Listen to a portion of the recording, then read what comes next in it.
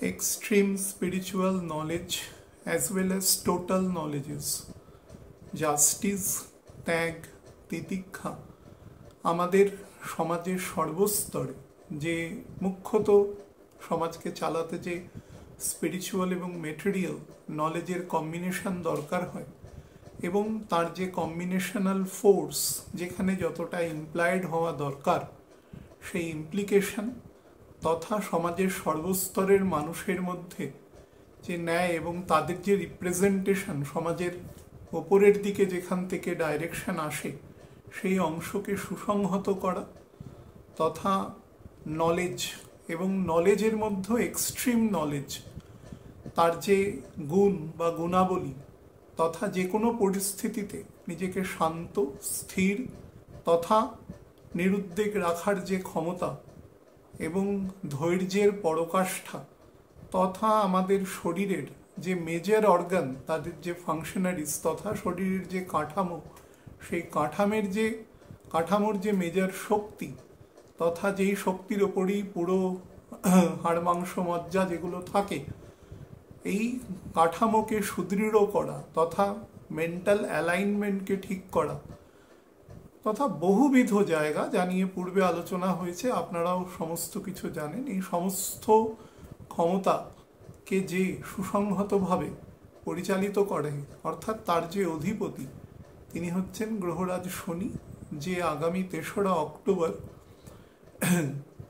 মুখ্যত সত্য এবং রজস এই গুণাবলীর যে নক্ষত্র পূর্ব ভাদ্রপদ নক্ষত্র চতুর্থ চরণে মীন রাশিতে প্রবেশ করতে চলেছে পরবর্তী প্রায় 3.5 মাসের জন্য। এর মধ্যে 28শে নভেম্বর পর্যন্ত শনি বকরি থাকবে, 28শে নভেম্বর সে বকরি থেকে মার্গী হবে এবং তারপরেও আমি যে সময়টুকু অন্তত বলেছিলাম যে 5ই ডিসেম্বর পর্যন্ত যে সময়টা আমাদের আলোচনা মুখ্যত এই সময় পর্যন্ত নির্দিষ্ট থাকবে। এই সময়কালে সার্বিক ফলাফল তথা অ্যাসেন্ডেন্ট ওয়াইজ ফলাফল নিয়ে আলোচনা করব তথা পূর্ব ভাদ্রপদ নক্ষত্র সম্পর্কেও একটু বলে দেব। পূর্বে অনেকবার বলেছি, আরেকবারও একটু টাচ করে যাব এবং তার ইমপ্লিকেশনগুলো নিয়ে মুখ্যত বলার চেষ্টা করব। আপনারা শুনবেন, খুব ইম্পর্টেন্ট আলোচনা এবং এই সময়ের পক্ষে সবথেকে প্রাসঙ্গিক জায়গা আপনাদের আমি আগেও বলেছিলাম যে 3রা অক্টোবর থেকে সময়টি একটু অতিরিক্ত টাফ হয়ে যাবে, জেনারেল টাইমটা টাফ হবে এবং ব্যক্তিগত হরোস্কোপে যদি অনেক বেশি স্মুথ সেকশন থাকে, তাদের অনেক যদি উইন্ডোজ থাকে through which they can access, তাহলে জায়গাটা অনেক তাদের ব্যক্তিগত স্তরে কিছুটা প্রশমিত হবে, কিন্তু জেনারেল সময় আস্তে আস্তে টাফ হবে। টাফ মানে আমাদের দৈনন্দিন অ্যাক্টিভিটিসের ক্ষেত্রে যে কোনো কাজে ডেফার্টমেন্ট হওয়া, ডিলেড হওয়া, কাজ একবারে না হওয়া, ধৈর্যচ্যুতি ঘটা, এ ধরনের একাধিক বিষয় ঘটবে যেগুলো আমি পর্যায়ক্রমে আলোচনার মধ্যে আনব। আমি আলোচনার শুরুতে প্রথম টাইমিং, তারপরে নক্ষত্রের মেজর গুণাবলী, তারপরে বর্তমানে কিভাবে এই নক্ষত্র স্যাটার্নের উপরে ইমপ্লিকেশন করবে সামগ্রিক অন্যান্য প্ল্যানেটের পজিশনের সাপেক্ষে, এবং তারপরে সামগ্রিক ফল, তারপরে লগ্নভিত্তিক ফল নিয়ে বলবো। টাইমিংটা প্রথমে বলে নিই। এই নক্ষত্রে এন্ট্রি হবে অর্থাৎ শনি এখন বকরি গতিতে নিচের দিকে নামছে। এই মুহূর্তে আমি যখন আলোচনা করছি শনি 4 ডিগ্রির থেকে একটু ওপরে রয়েছে, তো সিংহ রাশির নবাংশে রয়েছে। যেই না এই নক্ষত্রে প্রবেশ করবে অর্থাৎ পূর্ব ভাদ্রপদ নক্ষত্রে প্রবেশ করবে এবং উল্টো দিক থেকে প্রবেশ করছে, মানে চতুর্থ চরণ টাচ করবে, সঙ্গে সঙ্গে কর্কট রাশির নবাংশে শনি প্রবেশ করবে। তো সেটি হচ্ছে 3/10/2025 বিকেলবেলা 4:57 স্যাটার্ন 3 ডিগ্রি 20 মিনিটের যে টাচিং স্টোন আছে সেখানে প্রবেশ করবে এবং স্যাটার্ন এই নক্ষত্রে প্রবেশ করা অবস্থায় আরও নিচের দিকে নামবে, কিন্তু থাকবে মীন রাশিতেই। আমি যখন এই বকরি গতি নিয়ে জেনারেল আলোচনা করেছিলাম তখন বলেছিলাম যে একদম মীন এবং কুম্ভ রাশির যে জাংচার আছে সেইখানে স্যাটার্ন নেমে আসবে। তো 28/11/2025 শনি মার্গী হবে বকরি থেকে। তখন স্যাটার্ন যে ডিগ্রিতে অবস্থান করবে সেটা হচ্ছে 55°11', 55'11", ক্ষমা করবেন। তো বুঝতে পারছেন যে 1 ডিগ্রির থেকেও নিচে নেমে আসবে। এবং সময়টা যদি ক্যালকুলেশন করেন তাহলে দেখবেন যে 3 তারিখ থেকে 3রা অক্টোবর থেকে 28শে নভেম্বর পর্যন্ত প্রায় 54 দিন সময়। এই 54 দিনে স্যাটার্ন যে দূরত্ব নামবে সেটা মোটামুটি 2.25 ডিগ্রির মতন। এবং লাস্ট প্রায় 11 দিন স্যাটার্ন মোশনলেস থাকবে। তার মানে বুঝতে পারছেন স্যাটার্নের এখন গতি অত্যন্ত কম। এবং এখনও আমি যে অনুষ্ঠান করছি যে মানে এই নক্ষত্রে প্রবেশ করার মোটামুটি 13-14 দিন আগে এখনও স্যাটার্নের ভেলোসিটি মানে বকরি দিকে তার যে অ্যাঙ্গুলার ভেলোসিটি আছে, যেটা মনে হচ্ছে আর কি পৃথিবীর সাপেক্ষে, সেটা অত্যন্ত কম আছে। আমি এই কারণে বলেছিলাম যে things are getting much more slower which it actually appears to be. তো সেদিক থেকে এই সময়ে দৃশ্যপট পরিবর্তন খুব স্লো হয়ে যাবে এবং সমস্ত কাজের মধ্যেই স্লোনেস আসবে। কেন স্লোনেস আসবে? আমাকে বহু মানুষ প্রশ্ন করে বলেছেন যে স্যাটার্ন কি বকরি থাকলেই স্লো থাকে? না, স্যাটার্ন বকরি থাকলে স্লো থাকে না। প্রথম যে 6টা ঘর আছে কালপুরুষের, অর্থাৎ মেষ থেকে কন্যা পর্যন্ত, এই 6টা ঘর পরবর্তী 6টা ঘরের ভাঁড় তোলে। ঠিক আছে, এটা আমি একদম প্রাথমিক দিকে যখন গ্লোব টিভিতে আলোচনা করতাম তখন আমি বলেছিলাম সেটা 15 সাল নাগাদ হবে। তো এখন আর সেগুলো রিপিট করছি না, কারণ অধিকাংশ মানুষই সেগুলো জানেন। তো প্রথম যে 6টা ঘর অর্থাৎ মেষ থেকে কন্যা, যদি বলেন যে ইনস্ট্রুমেন্টাল যে লাইফ, বা আরও সহজ ভাষায় যদি বলি মেটেরিয়াল লাইফ, আমাদের এই মেটেরিয়াল লাইফের কারকতা হচ্ছে এই 6টা ঘর। এবং তার পরের যে দুটো রাশি আছে অর্থাৎ তুলা এবং বৃশ্চিক, সেই দুটোকে বলা হয় এই মেটেরিয়াল লাইফের এবং স্পিরিচুয়াল লাইফের প্রাথমিক পদক্ষেপ। এবার আপনারা হয়তো ভাবতে পারেন যে শুক্রের ঘরকে আমি কেন প্রাথমিক পদক্ষেপ বলছি। হ্যাঁ, তুলা রাশি অবশ্যই ভোগের রাশি, ভোগের নিবৃত্তকারক রাশি, কারণ শুক্রের জায়গা। কিন্তু এই ভোগের মধ্যে একটা স্থিরতা আছে এবং ব্যালেন্স আছে। অর্থাৎ এই ভোগের মধ্যে যদি শুক্র নিজে এবং তার করসপন্ডিং স্যাটার্ন যদি দুর্বল না হয়, তাহলে কিন্তু এই ভোগের সাথে উচ্ছৃঙ্খলতা যুক্ত নেই। এই ভোগ মানুষ করে অত্যন্ত শান্তভাবে এবং কাউকে বিরক্ত না করে, অর্থাৎ পরিস্থিতিকে উত্তপ্ত না করে করে। তার মানে যে কোনো একজন ব্যক্তি বিশেষের যে ন্যাচারাল ট্রান্সফরমেশন হয় from the material life to spiritual life, তার আগে কি করতে হয়? তাকে শান্ত হতে হবে, কম্পারেটিভলি স্থির হতে হবে, তার মনের মেটেরিয়াল দৃষ্টিকোণগুলো অনেক বেশি ইউজলেস মনে হতে হবে। তো সেই পরিস্থিতির প্রাথমিক টার্নিং অফ স্টার্ট হয় তুলা থেকে, বিশেষত স্বাতী নক্ষত্র থেকে 1 নম্বর। এবং স্যাটার্নও মানে 10th লর্ড এখানে এসে এক্সল্টেড হয়। তো স্বাভাবিকভাবেই এখানে মানুষকে কর্মযোগী বানানোর চেষ্টা করে, যদি এখানে থেকে শনি দুর্বল না হয়ে পড়ে।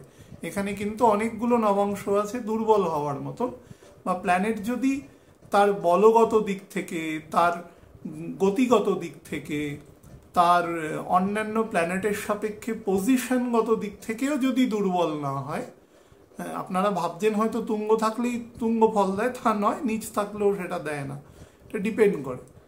তো সেগুলো যদি না থাকে তাহলে এই গুণগুলো সে প্রকট করার চেষ্টা করে। সাবজেক্ট টু দ্যাট এই গ্রহের ডিসপোজিটারও বেটার জায়গায় আছে। তারপরের যে ঘর আছে বৃশ্চিক, যেখানে দেখবেন মঙ্গল নিচ থাকে, আমাদের চন্দ্র নিচ থাকে। তো চন্দ্র নিচ থাকে বলে এরা অত্যন্ত দেশের বা দশের সাপেক্ষে, কোনো একজন এলাকা, কোনো একটি সোসাইটি, কোনো একটি পরিবার, বা আরও বড় স্বার্থে আপনি যদি সেটাকে প্রয়োগ করেন, তার সাপেক্ষে খুব উৎকৃষ্ট ডিসিশন নিতে পারে যদি শনি বেটার থাকে এখানে। মানে কেন্দ্রে স্যাটার্ন থাকতে হবে তার, তবে মানে এখানে যে চন্দ্র থাকবে তার কেন্দ্রে স্যাটার্ন থাকতে হবে, তবে সেই সিদ্ধান্ত নেওয়ার জন্য উপযোগী হয়। তবে সিদ্ধান্ত নেওয়ার ক্ষেত্রে 42 বছর পর থেকে ভালো ফল দেয়। তবে জন্ম মোটামুটি শনির নক্ষত্রে হওয়াটাই বাঞ্ছনীয়, 17 নম্বর নক্ষত্রে। তো এখানে গুণ আছে অনেকগুলো। তার পরের ঘর থেকে তো quasi spiritual, spiritual, extreme spirituality, তো সেই জায়গাগুলোকে দর্শায়। সেই জন্য প্রথম যে 6টা ঘর আছে, সেই 6টা ঘরে যখন কোনো প্ল্যানেট তার নবাংশ ভিত্তিক, দ্রেক্কান ভিত্তিক, তার ধরুন যদি তার ষোড়াংশ ভিত্তিক, D12, যতগুলো ডেরিভেটিভ দিয়ে আমরা আমাদের জীবনের যে ভাবকে মুখ্যত দেখার চেষ্টা করি সেই অংশে পোস্টেড থাকে, সেই জায়গাকে সে তত বেশি তাড়িত করে বা স্লো করে if it moves retrograde motion.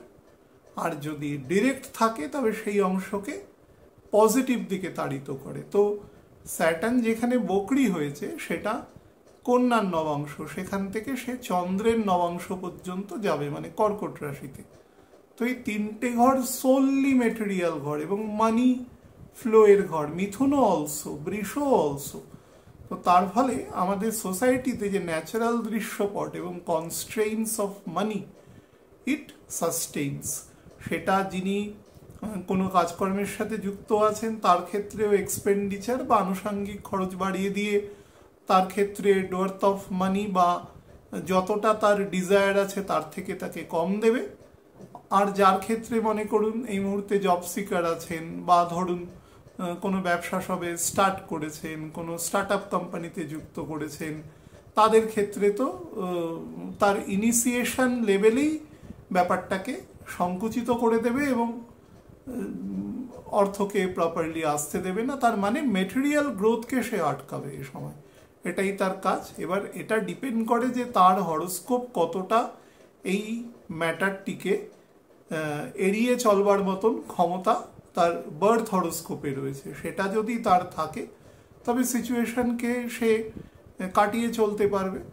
মনে করুন হালকা আলো আছে, সেই আলোতে যার দৃষ্টিশক্তি অত্যন্ত প্রখর, সে হালকা আলোতেও পড়ে নেবে, বা খুব কম আলোতেও সে মোটামুটিভাবে নিজেকে বাঁচিয়ে চলতে পারবে। কিন্তু কেউ ধরুন মাঝারি লেভেলের অন্ধত্ব আছে বা সম্পূর্ণ ব্লাইন্ডনেস আছে, এরকম কোনো মানুষের ক্ষেত্রে আলো থাকা বা না থাকার ক্ষেত্রে দুটো খুব সমস্যা, খুব একটা ম্যাটার করে না। তিনি দেখতে পাবেন না এবং তিনি বিপদে পড়ে যাবেন কেউ যদি তাকে সাহায্য করার না থাকে। তো ঠিক সেরকম সিচুয়েশন এখানে তৈরি হবে। তো যখন স্যাটার্ন যখন পূর্ব ভাদ্রপদ নক্ষত্রে প্রবেশ করবে 3 তারিখ, তারপরে সে 28 তারিখ পর্যন্ত, 28 তারিখ সকালবেলা 7:26 শনি ডাইরেক্ট হবে, মার্গী হবে। তখন 55 মিনিট 11 সেকেন্ডে শনি থাকবে এবং 20 জানুয়ারি 2026 সালে দুপুরবেলা 2:11 শনি পার্মানেন্টলি পরবর্তী প্রায় 28.5 বছরের জন্য এই নক্ষত্রকে ত্যাগ করে বেরিয়ে যাবে এবং পুনরায় সে উত্তর ভাদ্রপদ নক্ষত্রে, নিজের নক্ষত্রে প্রবেশ করবে। তো এই হচ্ছে জেনারেল নক্ষত্রগত পরিস্থিতি। এবং কেতুও কিন্তু রয়েছে এখন আমাদের শুক্রের নক্ষত্রে, আমাদের পূর্ব ফাল্গুনী নক্ষত্রে। তো পূর্ব ফাল্গুনী নক্ষত্র, পূর্ব ভাদ্রপদ এবং উত্তর ভাদ্রপদ নক্ষত্রের যে বেসিক নেচার বা ইমপ্লিকেশন নেচারের মধ্যে কিছু ডিফারেন্স আছে। তো কেতু আছে মানে রাহুও আছে। রাহু এই সময় বৃহস্পতির নক্ষত্রে থাকবে এবং রাহুর নক্ষত্র পরিবর্তন হবে, সেটা গিয়ে 21শে নভেম্বর রাহু নিজের নক্ষত্রে প্রবেশ করবে পরবর্তী 8 মাস 7 দিনের জন্য।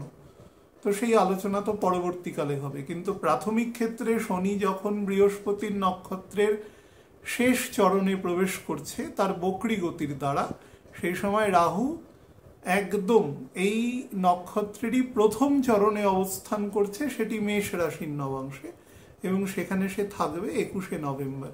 সুতরাং এটা কিন্তু একটা নক্ষত্রের তার যে ডিস্ট্রিবিউশন অফ পাওয়ার আছে সেখানে কিন্তু অতীব ভারসাম্যহীনতাকে দর্শায়।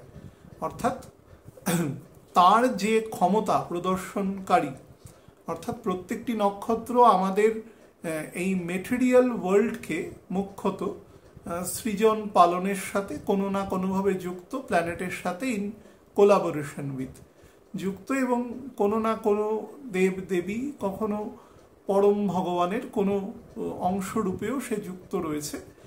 কারণ মেটেরিয়াল ওয়ার্ল্ডের মধ্যে কখনো পরম ভগবান সেখানে কখনো ইন্ট্রোডিউস করে না নিজেকে, যদি একান্ত ভারসাম্য ভীষণভাবে বিঘ্নিত না হয়, তখন তিনি সেটা কিছুক্ষণের জন্য মেরামত করতে আসেন, কারণ তিনি জানেন এটা মেরামত করার জায়গা নয়, এটা মোটামুটি বসবাসযোগ্য করে দিয়ে কিছুদিনের জন্য চলে যান। এটাই নিয়ম। কখনো তিনি পূর্ণ অবতারে আসেন, যেটা দ্বাপরে তিনি এসেছিলেন 64 কলায়, একদম সম্পূর্ণ গোলকধাম থেকে। কখনো তিনি তার অংশ বা কলা অবতারে এসেছেন বাকি 21 বার। অন্তত এই 43,20,000 বছরের যে 4টে গণ আছে তার মধ্যে এখনো একটার মধ্যে আমরা সবে 5,500 বছর মতন অতিক্রান্ত হয়েছে। তো এর পরিপ্রেক্ষিতে এখানে মুখ্যত যাকে দায়িত্ব দেওয়া রয়েছে তিনি হচ্ছেন মহাদেবকে দায়িত্ব দেওয়া আছে। তিনি সমস্ত এই ব্যবস্থা, অ্যাকচুয়ালি দায়িত্ব দেওয়া আছে মাকে, কিন্তু মহাদেব এই দায়িত্বটা ওপর থেকে পালন করেন, কারণ মহাদেবও নর্মালি নিজেকে খুব মেটেরিয়াল জায়গায় ইন্ট্রোডাকশন করতে চান না, কারণ তার গুণাবলী আছে। সেটা যদি কখনো সেই সব তত্ত্ব নিয়ে আলোচনা করা হয়, যে শিব তত্ত্ব নিয়ে, বিষ্ণু তত্ত্ব নিয়ে, তখন এর ডিফারেন্সিয়েশনগুলো বলা যাবে। এগুলো এক কথায় বলার মতন বিষয় নয়, বা বললে অনেক সময় ব্যাপারগুলোর যে গুণ আছে, তার যে ন্যাচারাল যে মহিমা আছে, সেটার থেকে খুব নিচের দিকের আলোচনা হয়ে যায়। তো যাই হোক, আমি এটা টাচ দিয়ে গেলাম। মুখ্যত এই অংশকে আমাদের মহামায়া তিনি দেখেন, যার পুজো আছেন সামনে, তিনি পুরো অংশটাকে মেনটেন করেন, এই মেটেরিয়াল ওয়ার্ল্ডকে। তো এর পরিপ্রেক্ষিতে এর যে গুণ, আমি যেটা বলছিলাম যে গুণাবলী অফ নক্ষত্রা, সেটা কিন্তু সম্পূর্ণ বিপরীত ধর্মী আছে। কিভাবে বিপরীত ধর্মী আছে? এই পার্টিকুলার নক্ষত্র, মানে পুরো ভাদ্রপদ নক্ষত্র, এই নক্ষত্রের যে কারকতা আছে, মানে গুণ আছে, তো এলিমেন্ট যুক্ত আছে প্রত্যেক। সে এলিমেন্ট হচ্ছে অগ্নি। অগ্নি কি করে? যে কোনো জিনিসের ট্রান্সফরমেশনের সাথে যুক্ত থাকে। সেই জন্য দেখবেন আমাদের যত সমস্ত বিভিন্ন দেবদেবীর পুজো হোক, সেটা পরম ভগবানের আরাধনা হোক, যেভাবেই হোক না কেন, সেক্ষেত্রে কিন্তু যজ্ঞ করা হয়। যজ্ঞগতি বিষ্ণু, সেটা একদম পরম ভগবানের উদ্দেশ্যেই সেটাকে নিয়োজিত করা হয়। কিন্তু এই অগ্নি যে কোনো জিনিসের, অগ্নি কাউকে কে আছে না আছে সেটা বিষয় না, তিনি ট্রান্সফর্ম করে দেবেন, তার গুণ এবং ধর্ম অনুসারে ট্রান্সফরমেশন হবে। তো এই নক্ষত্রের সাথে অজিগোপাদ বলে যে দেব আছেন, যিনি রুদ্রাংশ রূপেও অনেক সময় বলা হয়, বা মহাদেবের প্রতিনিধি হিসাবেও তিনি এই নক্ষত্রকে পরিচালিত করেন। অসীম ক্ষমতার অধিকারী এই নক্ষত্র, আমি আগেও বলেছি এ কথা। আর 2 নম্বর হচ্ছে, এই নক্ষত্রের সাথে এই ফায়ারি এলিমেন্ট যুক্ত রয়েছে। 2 স্টার কনস্টিলিয়েশনের নক্ষত্র এবং একটি শোর্ডের মতন, যার দুদিকেই ধার আছে। এই শোর্ড দ্বারা যেটা মুখ্যত বোঝানো হয় সেটা হচ্ছে দ্য কোয়ালিটি অফ ডেটারেন্স, অর্থাৎ ডিফেন্সমূলক ক্ষমতা। তবে প্রয়োজন হলে কিন্তু সেটা অফেন্সেও ব্যবহার করা যায়, কিন্তু সেটার যদি সেরকম সিচুয়েশন তৈরি হয়, না হলে কিন্তু এ কখনো অফেন্সে যাওয়ার চেষ্টা করে না। এই নক্ষত্রের গুণের মধ্যে সেটা নেই। এই নক্ষত্রের মধ্যে অসম্ভব ধৈর্য, সৃজনাত্মক ক্ষমতা, এবং কোনো বস্তু বা ম্যাটার বলতে বলছি এখানে হিউম্যান কোয়ালিটিসকে বলার চেষ্টা করছি, সেটাকে ফুল ফ্লেজেডলি, সেটাকে স্পিরিচুয়াল দিকে ট্রান্সফর্ম করার মতন ক্ষমতা এই নক্ষত্রের মধ্যে রয়েছে। এবং এই জন্যই নক্ষত্রের যদি 3টে ভাগে আমরা যে ত্রিপাদ গুণ হিসাবে ভাগ করি, সেখানে সত্য রজস গুণ। এইখানে স্যাটার্ন যে প্রবেশ করবে, এটা কিন্তু মুখ্যত রজস গুণ। রজস গুণ মানে এখানে সে ক্ষাত্র ধর্ম পালন করবে, অর্থাৎ সে শাসন কার্য বা সেই শাসন কার্য সম্বন্ধিত যে সমস্ত অ্যাক্টিভিটিস আছে, সেই অ্যাক্টিভিটিসকে সে দর্শাবে। কিভাবে দর্শাবে? দেখুন, রবি থেকে দ্বাদশ, তো রাজার এখানে প্রপার এক্সিকিউশন পাওয়ারের যে তার যে প্রয়োগ, বিশেষত মকর থেকে সপ্তম। তো মকর হচ্ছে রাজার অ্যাডমিনিস্ট্রেটিভ গুণ, অর্থাৎ রাজার বলতে পারেন বর্তমান ভাষায় রাজার সেক্রেটারিয়েট, যেখান থেকে তিনি তার এক্সিকিউটিভ পাওয়ার পরিচালনা করবেন। সেই এক্সিকিউটিভ পাওয়ারের 7th হাউসে স্যাটার্ন এই নক্ষত্রের চতুর্থ চরণে বসে থাকবে, অর্থাৎ সম্পূর্ণ ক্ষমতার প্রয়োগ বা প্রয়োগের ক্ষেত্রে তার যে নীতি, তার যে সেটা যে একদম সমাজের যে কোনো স্তরের মধ্যে দিয়ে একদম বটম লাইন পর্যন্ত সেটা প্রবাহিত হওয়ার জায়গা সে তৈরি করতে পারে। এটাতে সব থেকে বড় ব্যাপার, কিন্তু এই সময় করবে না, এটাই হচ্ছে সব থেকে আয়রনি। এবং তার যে মিসম্যানেজমেন্ট সেটা নিয়ে আমাদের আলোচনা থাকবে। আচ্ছা,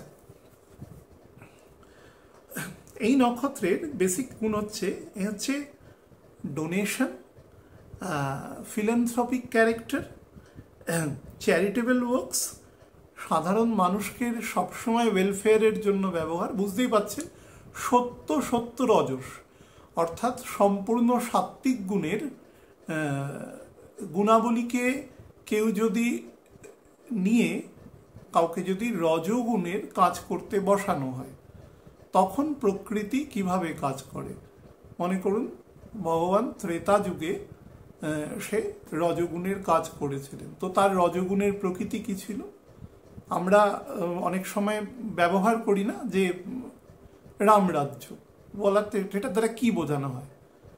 আমি তো মানে এটার ইন্ডিকেশন হচ্ছে যেখানে সমাজের সমস্ত প্যারামিটারে সমৃদ্ধি, সমস্ত মানুষের জেনারেল ডেভেলপমেন্ট, তার গুণ এবং কর্ম অনুসারে তার যে নির্দিষ্ট যেটা সমাজ থেকে সে ডিজার্ভ করে সেই অংশকে পাওয়া, তার প্রতি কোনো ইনজাস্টিস না হওয়া, এই সমস্ত কিছুকে কিন্তু একাধারে দর্শায়। তো এই জন্য সেটি একটি মাইলস্টোন ওয়ার্ড হিসাবে ব্যবহার হয় ভগবানের নাম সেখানে, যে তুমি তার কতটা কাছাকাছি যেতে পারছো কোনো একটা কাজ, একটা ফ্যামিলি থেকে শুরু করে একটা দেশ চালানোর ক্ষেত্রে তুমি কতটা সে কাছাকাছি যেতে পারছো বা আদৌ পারছো কিনা। These are the basic things. সেই জন্য এই নমিনাল কম্পাউন্ড ব্যবহার করা হয় ভগবানের নামে, কিন্তু এর উদ্দেশ্যটা অন্য। এবার এই জায়গাটা কিন্তু এই নক্ষত্রের সব থেকে বড়, অর্থাৎ যেটা যে কর্মের সাথে যে রাজা কর্ম করবে কিন্তু সে সেই কর্মের সাথে লিপ্ত হবে না, অর্থাৎ সে স্থিতপ্রজ্ঞ থাকা অবস্থায় তাকে কোনো কিছু বিচলিত করবে না, একদম যেরকমভাবে বলা রয়েছে সেই অবস্থায় তিনি শাসন করবে। শুনে ব্যাপারটা খুব ইউটোপিয়ান মনে হতে পারে যে কার্যত এটা কি সম্ভব? সম্ভব বলি না, সেটা আলোচনা করা আছে, সম্ভব। সেই জন্যই সাত্ত্বিক গুণের প্রাধান্য বৃদ্ধি করে তারপরে সেটাকে রজগুণে দেওয়া হয়েছে, রজ থেকে সাত্ত্বিক আসেনি। এখানে এটাই হচ্ছে ডিফারেন্স। তো তিনি সাত্ত্বিক গুণে চলে গেছেন, মানে প্রথমেই তার যে মেটেরিয়াল ডিজায়ার সেটা বিলুপ্ত হয়ে গেছে, তারপরে তিনি রজগুণে প্রবেশ করেছেন। যখন প্রবেশ করেছেন তখন সাত্ত্বিক গুণের যে মেটেরিয়াল খুশি আহ্লাদ বা সেগুলো যে ষড়রিপু যে অ্যাট্রাকশন, সেই অ্যাট্রাকশনগুলোর পরিণতি বা তার যে পরিবৃদ্ধি সেটা সম্পর্কে সে ওয়াকিবহাল, সেই জন্য সেটার মধ্যে সে কখনো জড়াবে না, এই স্টেটটাকে নির্দেশ করছে। আচ্ছা, কি করে এই নক্ষত্রের কাজ হচ্ছে ব্রহ্মাণ্ডের স্থিরতা। মানে স্থিরতা মানে দাঁড়িয়ে পড়া নয়, স্থিরতা মানে হচ্ছে সেটাকে একটা নির্দিষ্ট ব্যালেন্সে রাখা। এই জন্য দেখুন এই নক্ষত্র কোথায় আছে, তুলা রাশি থেকে 5th এবং 6th হাউসে বিস্তার আছে এই নক্ষত্রের। কুম্ভ রাশির 20 ডিগ্রি থেকে মীন রাশির 3 ডিগ্রি 20 মিনিট পর্যন্ত বিস্তার আছে। তো এটা কিন্তু শুক্রের মুখ্যত মানে তার এক্সল্টেড স্টেট, তার আগের পজিশন এবং এক্সল্টেড স্টেট দুটোকেই দর্শাচ্ছে। এবং আমি বারবার বলছি এই এক্সল্টেড স্টেট মানে কিন্তু উশৃঙ্খলতার মধ্যে দিয়ে নয়, শৃঙ্খলার মধ্যে দিয়ে সেই জায়গাটাকে অ্যাচিভ করাকে দর্শাচ্ছে। আচ্ছা,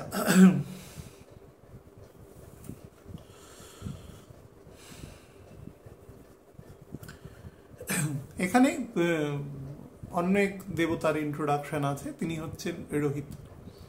এই রোহিত বলতে এখানে সূর্যেরই তার যে বিকাশ বা তার এখানে নর্মালি কি হয়, আমরা ব্রহ্মাণ্ড নিয়ে যখন আলোচনা করি আমরা আমরা অনেক সময় যারা ধরুন আমাদের শাস্ত্র বা এই সমস্তকে নিয়ে একটু পরিহাস করেন বা তাকে একটু তির্যক দৃষ্টিতে বা খুবই মানে একটু নকারাত্মক দৃষ্টিতে কথা বলেন, মূলত অ্যাথিস্ট হন যারা, তারা এই কথাটা বলেন। হ্যাঁ, সূর্যকে সবসময় সূর্যকে বলা হয় সিম্বলাইজেশন হিসেবে।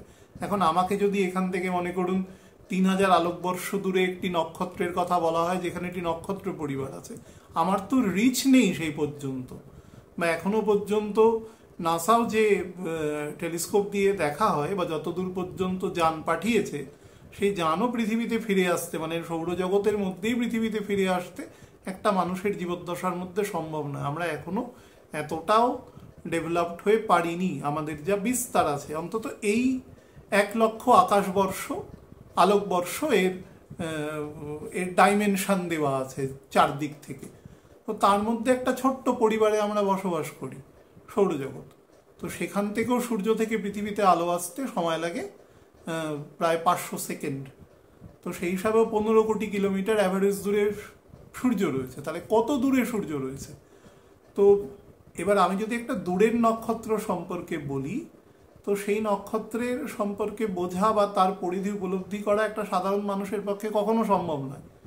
তো সে বুঝবেই না, সে তার গুরুত্ব হারিয়ে ফেলবে। সেই জন্য এখানে রবি বা সূর্যকে দিয়ে সমস্ত কথা বলা হয়, বিভূতিসমানকে দিয়ে সমস্ত কথা বলা হয়। তার মানে তো এটা নয় যে সৃষ্টির পুরোটাই নির্মাণ কার্য শুধুমাত্র এই ব্রহ্মাণ্ডের মধ্যেই রয়েছে, আদার কোনো নেই। এরকম অনন্ত কোটি ব্রহ্মাণ্ড ভগবানের শরীর থেকে বেরোচ্ছে, গর্ভদাক্ষায়ী বিষ্ণুর শরীর থেকে বেরোচ্ছে। সুতরাং ব্রহ্ম অণ্ডের মতন, ডিমের মতন একটা করে ব্রহ্মাণ্ড তার এক্সেলের সময় বেরোচ্ছে। অনন্ত কোটি ব্রহ্মাণ্ডের কথা বলা আছে।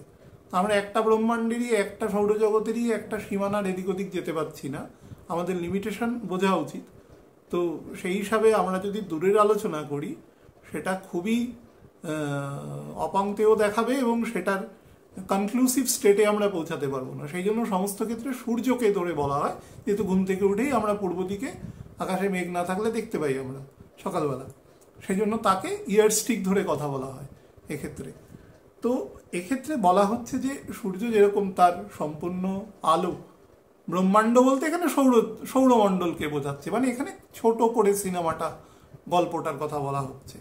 তো তার যেরকম আলোক রশ্মি ছড়িয়ে তো সব জায়গায় দেয় যেখানে বাতাসে ভালো ভাসমান ধূলিকণা আছে, অর্থাৎ বাতাস আছে, সেখানে রিফ্লেকশন হয়, আলো আসে, না হলে সেটা কিন্তু প্রপারলি সেইখানে পৌঁছাতে পারে না, অন্ধকারই দেখায় সেই অংশকে। রিফ্র্যাকশনের জন্য আমরা লাইটকে দেখতে পাই। তো এই রোহিত যেরকম এই নক্ষত্রের সাথে একাত্ম হয়ে, এই যে দেবের কথা বলা রয়েছে, এই আজেকোপাদের সাথে একত্রিত হয়ে এই যে সৃষ্টি মানে এই সৌরজগতের মধ্যে মুখ্যত তার যে ডেভেলপমেন্ট, তার বৃদ্ধি, তার উৎকর্ষতা, তার পজিটিভনেস, মানুষের মধ্যে ন্যাচারাল নলেজ আসলেই জাস্টিস আসবে, সেই জায়গাগুলোকে কিন্তু সে দর্শায় এবং সে ভালো মন্দের প্রভেদটা বুঝতে পারে এবং সে জীবনকে আলো দেয়। আলো মানে কিন্তু এখানে নলেজকে বোঝাচ্ছে, আলো দেয় এবং সমস্ত নির্মাণে সহায়ক হয়। নির্মাণ বলতে কিন্তু এখানে সেই বড় বড় বাড়িঘর, ব্রিজ, জাহাজ, প্লেন তাকে বোঝাচ্ছে না, জীবন নির্মাণে, অর্থাৎ স্বাভাবিক জীবন, একটা নর্মাল লাইফ, কিন্তু তার নলেজ লেভেলটা হাই থিঙ্কিং আর কি, এই লেভেলে সে নিয়ে যাওয়ার চেষ্টা করে।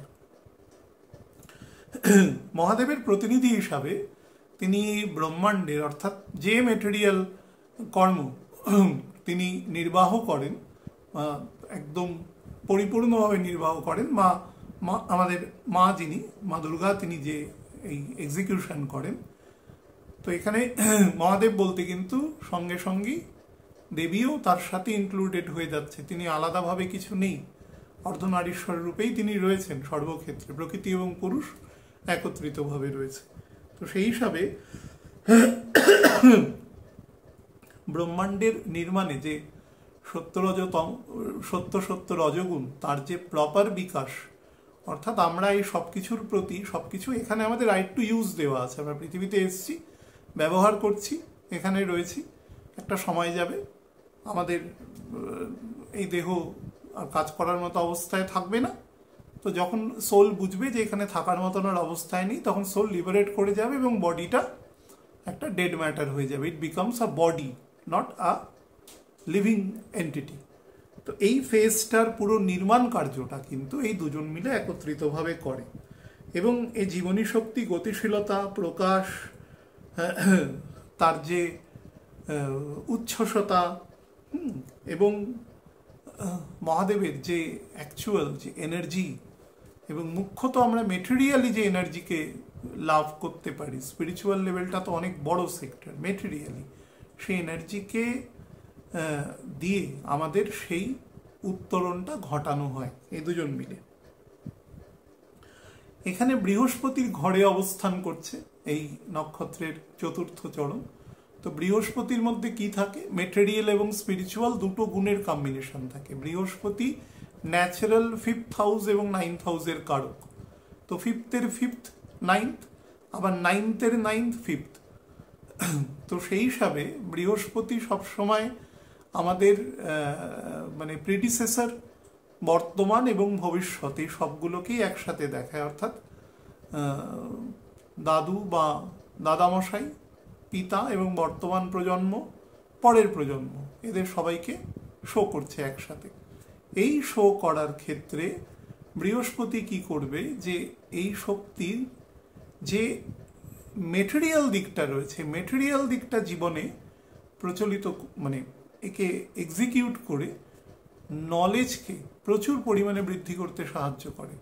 আমি পৃথিবীর বিভিন্ন যারা দিগদর্শী মানুষ আছেন, যারা শিক্ষার ক্ষেত্রে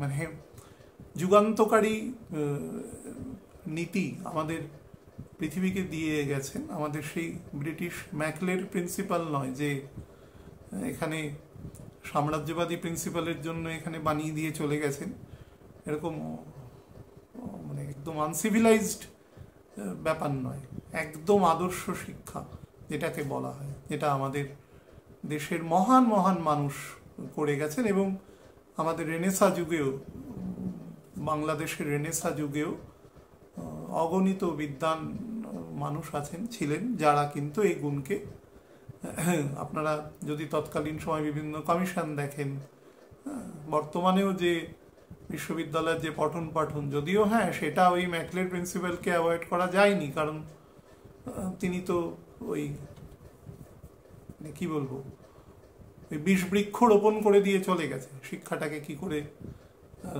কমার্শিয়ালাইজ বা সেটার যে গুণ, বেসিক গুণ, হ্যাঁ সেইটাকে বার করে নাও এখান থেকে, এখানে কিছু মেটেরিয়াল জিনিসকে দিয়ে দাও যার দ্বারা করতে পারে, সেটা উপর দাঁড়িয়েও কিন্তু সেটাকে যথেষ্ট মডিফিকেশন করেছে। হ্যাঁ, 1917 সালে, 1920 সালে বা তার পরবর্তী সময়ে বা তার আগেও একাধিক মহান ব্যক্তি সেটা করেছেন। এইদের কিন্তু আমি জন্মছকে যতগুলো অ্যাভেলেবেল আছে ইন্টারনেটে, তাদের জন্মছকে এই নক্ষত্র তথা এই মীন রাশির প্রথম দিকে কিন্তু প্ল্যানেটের গুণাবলী দেখেছি। মোটামুটি 96-97 সালে যে সমস্ত মানুষ জন্মেছেন, এখনো ছোট বয়স তাদের, আন্ডার 30 আছে, তাদের এখানে কেতুর সাথে অবস্থানকারী শনি আছে। তো এখানে যদি কেতু কিছুটা লেস ভাইব্রেন্ট থাকে, তাহলে কিন্তু এই শনির আমি মহান উৎকর্ষতা দেখেছি। এবং আমি এই সময়ে জন্মেছেন বহু মানুষ, ইভেন কুম্ভ রাশির মোটামুটি 20 ডিগ্রির পর থেকে জন্মেছেন, মানে 95-এর প্রথম 3-4 মাসের পর থেকে জন্মেছেন, এরকম মানুষের ক্ষেত্রে কিন্তু আমি মহাবিদ্বান মানুষ দেখেছি। মানে তাদের যে কোনো স্পেয়ার থেকে তাদের কোনো মাপার মতন কোনো ক্ষমতা অন্তত আমার মতন মানুষের নেই, এত বিদ্বান তারা, এবং খুব গুরুত্বপূর্ণ কাজের সাথে তারা পৃথিবীর যুক্ত আছে। এটা কাজই কিন্তু তাই, মানে এই নক্ষত্রের গুণাবলী হচ্ছে তাই, যেটা সমাজের সর্বসাধারণের জন্য তিনি কাজ করেন। লোকে হয়তো বলতে পারে হ্যাঁ তো অর্থ ইনকামের উদ্দেশ্য আছে, অর্থ ইনকামের উদ্দেশ্য যিনি বলছেন তারও কি নেই? সেও তোরা কাজ করছে, ব্যবসা করছে বা যাই করছে সেও করছে। মেটেরিয়াল জীবনে বেঁচে থাকার জন্য তো কিছু অর্থ লাগবে, কেউ তো এমনি দেবে না কাউকে বেঁচে থাকতে। কিন্তু তার মানে এটা কি সেই লোকটা আমার মতন একটা কাজ করছে যে যে কাজের বিরাট কোনো ইমপ্লিকেশন নেই, সেরকম তো নয়। সে কিন্তু এমন একটা কাজ করছে যে কাজটার ভবিষ্যৎ ইমপ্লিকেশন আছে। তার তো একটা জীবন আয়ু আছে, সে 40 বছর বেঁচে থাকবে বা 50 বছর খুব বেশি হলে, তারপরে তো সে মরেই যাবে। কিন্তু সে যে কাজ করে যাবে সেটা 500 বছর পরেও অ্যাপ্লিকেবল হবে। সেই উদ্দেশ্যগুলোকে বুঝতে হবে। এই নক্ষত্রের মধ্যে সেই গুণাবলী থাকে। আমরা খুব ছোট কথায় এইগুলোকে নাল অ্যান্ড ভয়েড করে দেওয়ার চেষ্টা করি কখনো, যে হ্যাঁ পেটেন্ট নেওয়ার জন্য করেছে, অমুক জন্য করেছে, আরে সে তো করবেই, এটা তার বেসিক রাইট। তো যাই হোক, এই নক্ষত্রে স্যাটার্নের প্রবেশ করবে 3 তারিখ থেকে। স্যাটার্নের খুব প্রিয় নক্ষত্র, সহজেই বুঝতে পারছেন। কোনো গ্রহ যখন বকরি থাকে আমরা জানি তখন তার চেষ্টা বল বাড়ে। চেষ্টা বল মানে তার ন্যাচারাল ফোর্স বৃদ্ধি পায়। আমি বলেছিলাম সেটা, যে যে গ্রহ যে যে তার উপবৃত্তাকার কক্ষপথে পরিভ্রমণ করছে, যখন বকরি থাকে যে ফেজটাতে, মনে করুন শনি নিয়ার অ্যাবাউট 144 থেকে 47 দিন বকরি থাকে, তো 150 দিন, 5 মাস আপনি ধরে নিন। এই 5 মাস কি হবে, তার সেই নির্দিষ্ট রাশিতে তার উপবৃত্তাকার কক্ষপথের মধ্যে সে পৃথিবীর কাছাকাছি এসে পড়ে। কেউ কারুর কক্ষপথ থেকে বেরিয়ে আসবে না, কিন্তু সেখানেই থাকবে, সেই সংশ্লিষ্ট রাশিতেই সে বসে থাকবে, কিন্তু মনে সেখান থেকে যতটা কাছাকাছি আসা যায় সেই কাছাকাছি স্টেটে অবস্থান করবে। তো সেই স্টেটে অবস্থান করাকালীন, তো যেহেতু পৃথিবীর কাছাকাছি অবস্থান মানে কি, আমাদের কাছাকাছি অবস্থান করা, অর্থাৎ আমাদের সোল সেই প্ল্যানেটের যে ইম্প্যাক্ট আছে, সেই ডেমিগডসের যে ইম্প্যাক্ট আছে, সেই ইম্প্যাক্ট আমাদের উপরে বেশি বৃদ্ধি পাওয়া। আমি অনেকবার বিভিন্ন পরীক্ষার হলে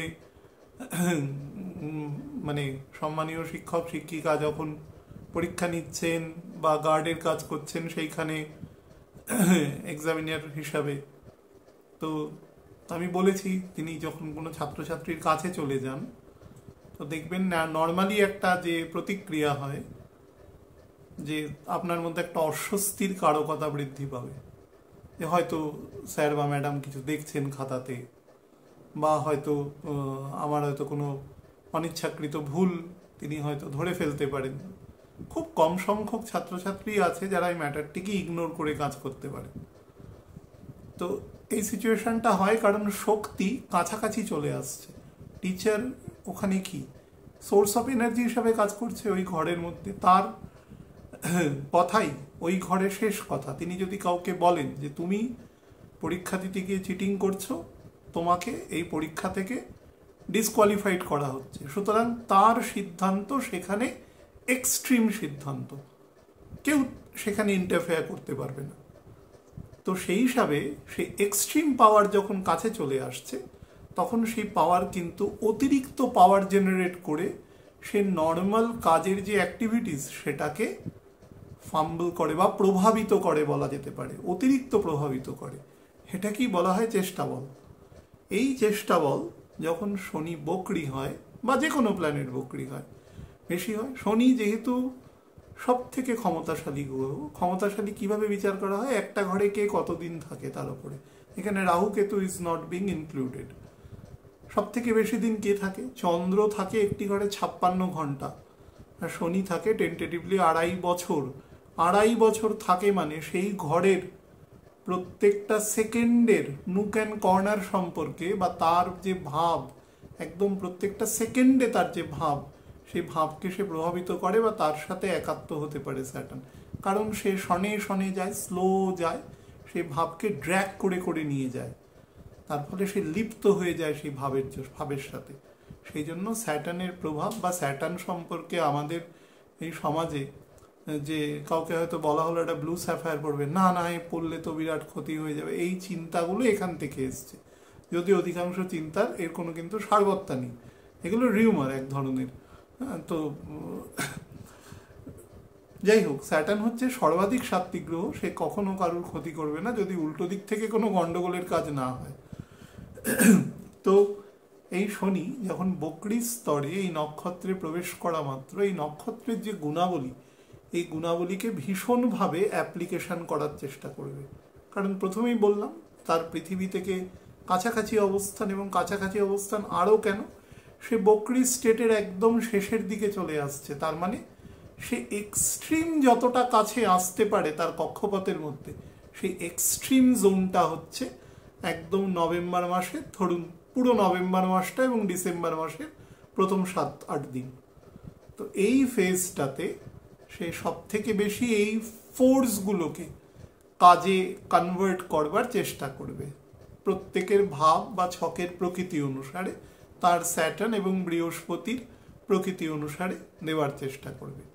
এবার প্রথমে আমি বলেছিলাম যে এই নক্ষত্রের একদম প্রথম দিকে 21শে নভেম্বর পর্যন্ত রাহু অবস্থান করছে, যে মেষ রাশির নবাংশে, এবং প্রচণ্ড পরিমাণে একটা মেটেরিয়াল রুমে এবং শুধুমাত্র মেটেরিয়াল ডিজায়ারের জায়গা রয়েছে, যেখানে স্যাটার্ন গিয়ে সেই কারণে ডেবিলিটেটেড হয়। স্যাটার্নের গুণের সম্পূর্ণ বিপরীত গুণ এই মেষের ক্ষেত্রে থাকে। তো রবি সেখানে তুঙ্গ হয়, কিন্তু রবির এক্সিকিউশন পাওয়ার, স্যাটার্ন কখনো পাওয়ারকে জেনারেট করে না, স্যাটার্ন পাওয়ারের এক্সিকিউশন করে, রবি পাওয়ারের জেনারেট করে, অর্থাৎ আইন নির্মাণ করে এবং আইনের প্রয়োগ করে শনি। তো সেই আইনের নির্মাণকর্তা হচ্ছেন এক্ষেত্রে রবি। তো নির্মাণকর্তার সাথে শনির কোনো যোগ নেই, সেটাকে জুডিশিয়াসলি প্রয়োগ করা যাচ্ছে কিনা সেইটা স্যাটার্ন দেখবে। তো সেই কারণে মেষ রাশি থেকে এসে নীচ হয়ে যায়। আরও কারণ আছে, যখন যাবে যদি তখন সব কিছু ঠিক থাকে তখন আলোচনা করা যাবে। কিন্তু বিষয় হচ্ছে যে সেখানে রাহু অবস্থান করছে। রাহু বেসিক্যালি কি, রাহু হচ্ছে সর্বগ্রাসী, সব খাবো আমি, যা দেবে, কারণ তার তো খাওয়ার প্রতি কোনো বিধিনিষেধ নেই, সে খাবে এবং বেরিয়ে যাবে, এবং সে তো টেমান। তারপরে সে অমৃতও খেয়ে নিয়েছে, ফলে তার মৃত্যু নেই, এবং ভগবান তাকে এখানে ঢুকিয়ে দিয়েছে আমাদের জীবনকে প্রভাবিত করবার জন্য এবং প্রত্যেক দিনের ইঁদুর দৌড়ে দৌড়ানোর জন্য। আমরা প্রত্যেকেই দৌড়াই, তো সেটা মুখ্যত এই রাহু হ্যালুসিনেশনের কারণে, এবং শুক্র তাকে প্রভাবিত করে পূর্ণভাবে।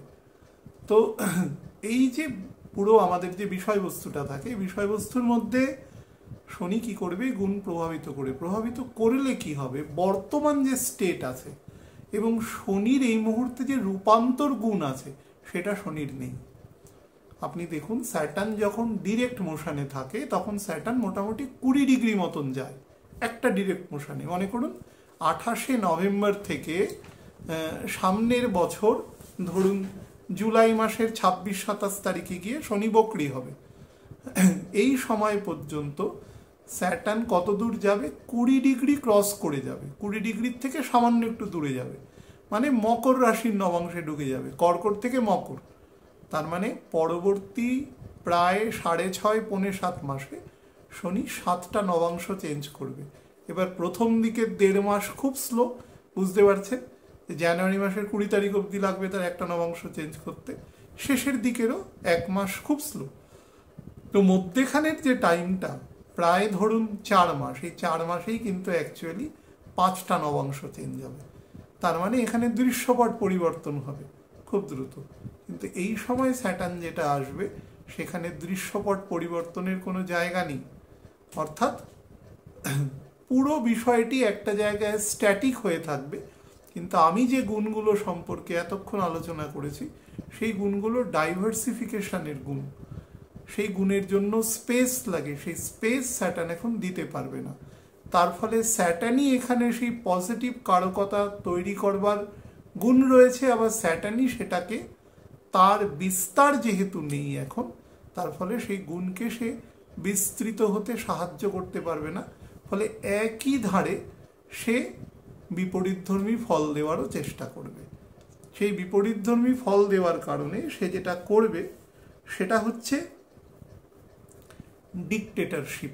প্রথম এই ঘরের গুণ, এই নক্ষত্রের গুণ, অর্থাৎ একটা ফ্যামিলির ক্ষেত্রে যিনি ফ্যামিলির প্রধান এবং তার ক্ষেত্রে যদি অ্যাভারেশন অফ প্ল্যানেটস থাকে, স্পেশালি শনি যদি দুর্বল, আমি অনেকবার আলোচনায় বলেছি যার ছকে শনি দুর্বল তার ছকের 70% এমনি দুর্বল, বাদ বাকি প্ল্যানেট না দেখলেও চলবে। তো তার ফলে সেই পরিবার থেকে আমরা একটা একটা করে পরিবার একটা কোষের মতন করে যদি সারা পৃথিবীকে দেখি, এবং পৃথিবীগুলোকে বিভিন্নভাবে ভাগ করেছে পলিটিক্যালি, বিভিন্ন দেশ বা মহাদেশ তৈরি হয়েছে, তো সেরকম প্রত্যেকটা জায়গায় তার তার মানডেন অনুসারে এক্ষেত্রে গুণাবলী অতিরিক্ত পরিমাণে বৃদ্ধি পাবে। সেটা হচ্ছে যেখানে যে প্রধান, অর্থাৎ সেটি একটি বাড়ি থেকে একটি ছোট এলাকা, সেখান থেকে মৌজা, সেখান থেকে একটি ছোট্ট সাব ডিভিশন, সেখান থেকে একটি জেলা, আমাদের মতন বলছি, জেলা থেকে একটি রাজ্য বা প্রভিন্স, প্রভিন্স থেকে একটা গোটা দেশ, সেখান থেকে মহাদেশ, যেখানে যিনি প্রধান হিসাবে কাজ করবেন তার যদি হরোস্কোপে স্যাটার্ন দুর্বল হয়, নাম্বার 2 হচ্ছে তার যদি লং টার্ম ভিশন, সেক্ষেত্রে যদি মেটেরিয়াল বস্তু দ্বারা বেশি আবৃত্ত থাকে, অর্থাৎ তার মধ্যে যদি স্পিরিচুয়াল আসপেক্ট কম থাকে বা না থাকে, তাহলে কিন্তু এ সময় এই মানে আমি যেটা বলবো সেটা করতে হবে, এই পরিমাণ কিন্তু বেশি পরিমাণে বৃদ্ধি পাবে এক্ষেত্রে, এবং সেটা একটু কম্প্রিহেন্সিভলি বৃদ্ধি পাবে, একটু বেশি পরিমাণে বৃদ্ধি পাবে, যার ফলে সমাজের মধ্যে কিন্তু বেশ কিছু আনরেস্ট এ সময় তৈরি হবে। অর্থাৎ কোনো একটি, ধরুন মিডল ইস্টে বিভিন্ন দেশ আছে, আমি কে ভালো খারাপ আলোচনা করা আমার কাজও নয়, এখতিয়ারও নয়, আমি বলছি যে ওখানে কনফ্লিক্ট আছে, বিভিন্ন দেশের বর্ডার, বা একে পছন্দ করে না, ওকে পছন্দ করে না, এরকম ধরনের কনফ্লিক্ট আছে। তো এই কনফ্লিক্টের মধ্যে একটি দেশ হয়তো বলছে যে আমার 50 কিলোমিটার পর্যন্ত বেশি সীমানা আছে, অন্য দেশ বলছে না তোমার দেশের মধ্যে আমার 70 কিলোমিটার পর্যন্ত বেশি সীমানা আছে। এবার এই নিয়ে গন্ডগোল শুরু হলো, এবং এই গন্ডগোলটা কিন্তু আগুনের মতন ছড়িয়ে যাবে, সেটা অলরেডি স্টার্ট হয়ে গেছে। শনি, যেহেতু আমি বারবার বলছি যে এখন দৃশ্যপট পরিবর্তন হওয়ার মতন ফল নেই, ফলে নক্ষত্রে প্রবেশ করার আগে পর্যন্ত বা উত্তর ভাদ্রপদ নক্ষত্রের প্রথম চরণেও এই পুরো ভাদ্রপদ নক্ষত্রের শেষ চরণের কিয়দাংশের ফল কিন্তু প্রদান করতে শুরু করে। সেটা অলরেডি সেপ্টেম্বর মাসের ফার্স্ট উইক থেকে হয়ে গেছে, এবং যত এটি ওদিকে যাবে সেটি বেশি পরিমাণে প্রযুক্ত হবে। এবং শুধু এক্ষেত্রে নয়, সেটা কিন্তু ইন্ডিভিজুয়াল ক্ষেত্রেও প্রযুক্ত হবে। আমি বারবার বলছি, যে অংশটি আমাদের ক্ষমতা বা নিয়ন্ত্রণের বাইরে, যেটির সাথে পারবো না, সেটি নিয়ে আমরা চিন্তা করব না। আমরা চিন্তা করতে পারি আমাদের প্রথম তো নিজের ব্যক্তিগত স্তরে, তারপরে আমার পরিবারের একদম সোললি অ্যাসোসিয়েটেড মেম্বার্স, তাদের ক্ষেত্রে সেই অংশটুকু পর্যন্ত আমরা করি। আমরা যে কাজের সাথে যুক্ত রয়েছি সেই কাজের প্রতি অ্যাকাউন্টেবল হই, শরীরটা ঠিক রাখার জন্য খাদ্যাভ্যাস ঠিক রাখি, আমাদের নির্দিষ্ট দিনে যদি গুরুমন্ত্র থাকে সেটা জাপ করি, যদি না থাকে ভালো গুরুর সন্ধান করি। হ্যাঁ, যেটা আমি বারবার বলি, ভগবানের বলা তদ্বিধি প্রণিপাতেন প্রণিপ্রশ্নেন সেবয়া, অর্থাৎ আমরা তার কাছে যাই যে তোমাকে সঠিক পরম ভগবানের কাছে যাওয়ার মার্গদর্শন করতে পারবে, এবং সেই সংশ্লিষ্ট মন্ত্র পাঠ করা, সেই করার মতন অবস্থা তৈরি করি। তো দিস থিংস, এগুলো আমাদের হাতে আছে, এগুলো আমরা করতে পারি। ইউটোপিয়ান চিন্তা করে লাভ নেই, আমাদের ক্ষমতা সম্পর্কে আমাদের বোঝা উচিত। আমরা বলে তো অনেক কিছু দিতে পারি, কিন্তু কতটা অবধি আমাদের এক্সটেনশন আছে, তো সেটা আমরা পারবো না, অনেক দূরের জিনিস। কিন্তু আমরা সেখানে যদি সেই গুণাবলীর মানুষ না থাকে, এইখানে যে গুণ প্রথম থাকতে হবে সেই গুণ হচ্ছে ভেতর থেকে শান্ত। আমি অনেক সময় আপনাদের বলি, দেখবেন এই সময় চুপ করে থাকবেন, চুপ করে থাকলে কলিযুগে জিহ্বাকে যে কন্ট্রোল করতে পারবে সে কিন্তু বিতর্ক বিবাদ থেকে দূরে থাকতে পারবে। আপনাকে ইনস্টিগেট করার জন্য, প্রভোগ করবার জন্য প্রচুর মানুষ চারপাশে থাকবে, আপনাকে বাজে কথা বলবে, বাজে আপনিও নিচে নামুন, বাজে কথা বলুন, এরকম কাজ করবে, আপনাকে বাজে অ্যালিগেশন করবে, আপনাকে এ করবে, মর্থ না বুঝে কথা বলবে, এরকম বহু লোক থাকবে। কিন্তু আপনি যদি সেখানে নামেন তাহলে কি হবে, সেই নোংরা আপনাকেও ঘাটতে হবে। তো সেটা আপনি করবেন কিনা depends on your judicious mind. তো এটা 1 নম্বর। 2 নম্বর হচ্ছে যেটা আমি বললাম, ভেতর থেকে শান্ত থাকে, অর্থাৎ বাইরের খুব ইম্পর্টেন্ট কোনো বস্তু বা যদি কোনো বিকৃতি না ঘটে সেটা যেন খুব বেশি প্রভাব আপনার মধ্যে বিস্তার না করতে পারে।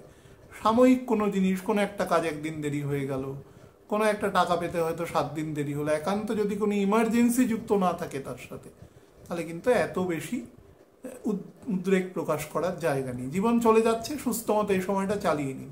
যে বেশি উদ্বিগ্ন হবেন, সেই উদাহরণ দিয়ে বলি, সেই মহাবলী ভীমকে কর্ণ পেঁচিয়ে দিয়েছিল না, সে দড়ি দিয়ে বেঁধে রেখেছিল দুঃশাসনকে বাঁচানোর জন্য।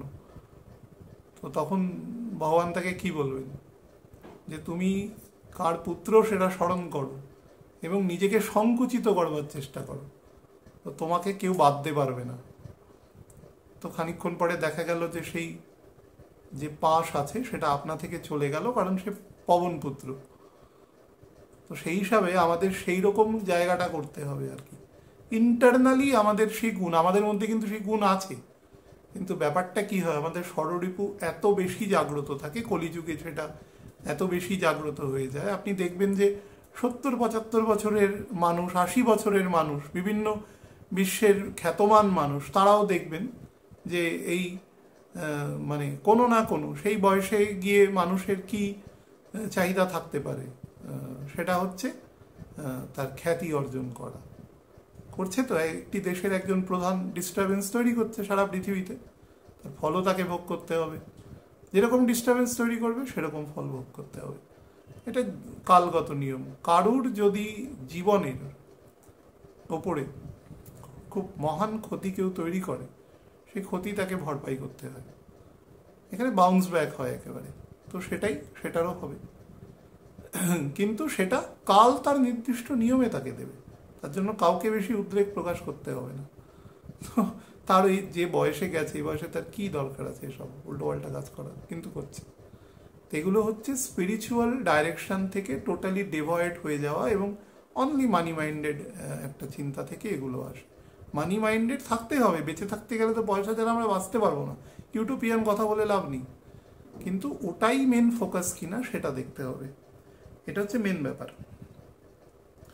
নাম্বার 2 হচ্ছে, যে সমস্ত দেশে মনে করুন আমাদের দেশে যেরকম একটা গ্রাসরুট লেভেল পর্যন্ত ডেমোক্রেসি আছে, সাংবিধানিক একটা প্রয়োগ আছে, সেটা নিয়ে অনেকে অনেক রকম কথা বলতে পারে, সমালোচনা। কিন্তু সমালোচনা করছে মানে এটা যে বুঝতে হবে যে আমাদের দেশের পপুলেশন কত। আমি যেটা বলেছিলাম যে পৃথিবীর প্রত্যেক 5.5 থেকে 6 জন লোক পিছু একজন ভারতীয়, প্রায় 140-45 কোটি লোক বাস করেন পৃথিবীতে, 750-800 কোটি লোক বাস করেন, এবং পৃথিবীর টোটাল মানে সাইজের 2.42% হচ্ছে ভারতবর্ষ, মানে বর্তমান যে পলিটিক্যাল ম্যাপ, তো এর মধ্যে এত পপুলেশন আছে। সুতরাং সেখানে কিছু ন্যাচারাল, একটা ঘরে যদি অনেক লোক থাকে তো সেখানে কিছু গন্ডগোল, একটা ট্রেনের কামরাতে হয়, একটা বাসের মধ্যে হয়, একটা শাটেল ট্যাক্সিতে হয় বসা নিয়ে, সুতরাং একটা দেশে হবে না। এখানে বিভিন্ন তাদের রকম মানুষজন আছেন, তাদের চিন্তাধারার মধ্যে আছে, ইউনিটি ইন ডাইভার্সিটি আমাদের দেশের বেসিক জিনিস, তো সেটা হতে বাধ্য। কিন্তু এত মানুষ একসাথে পার্টিসিপেট করেন আমাদের দেশের সরকার বা এই সমস্ত গঠন করবার ক্ষেত্রে, দেশের প্রোগ্রেসের ক্ষেত্রে, এটা কোন দেশে করে? কোন দেশের আছে এত বড় ডেমোক্রেটিক রাইট?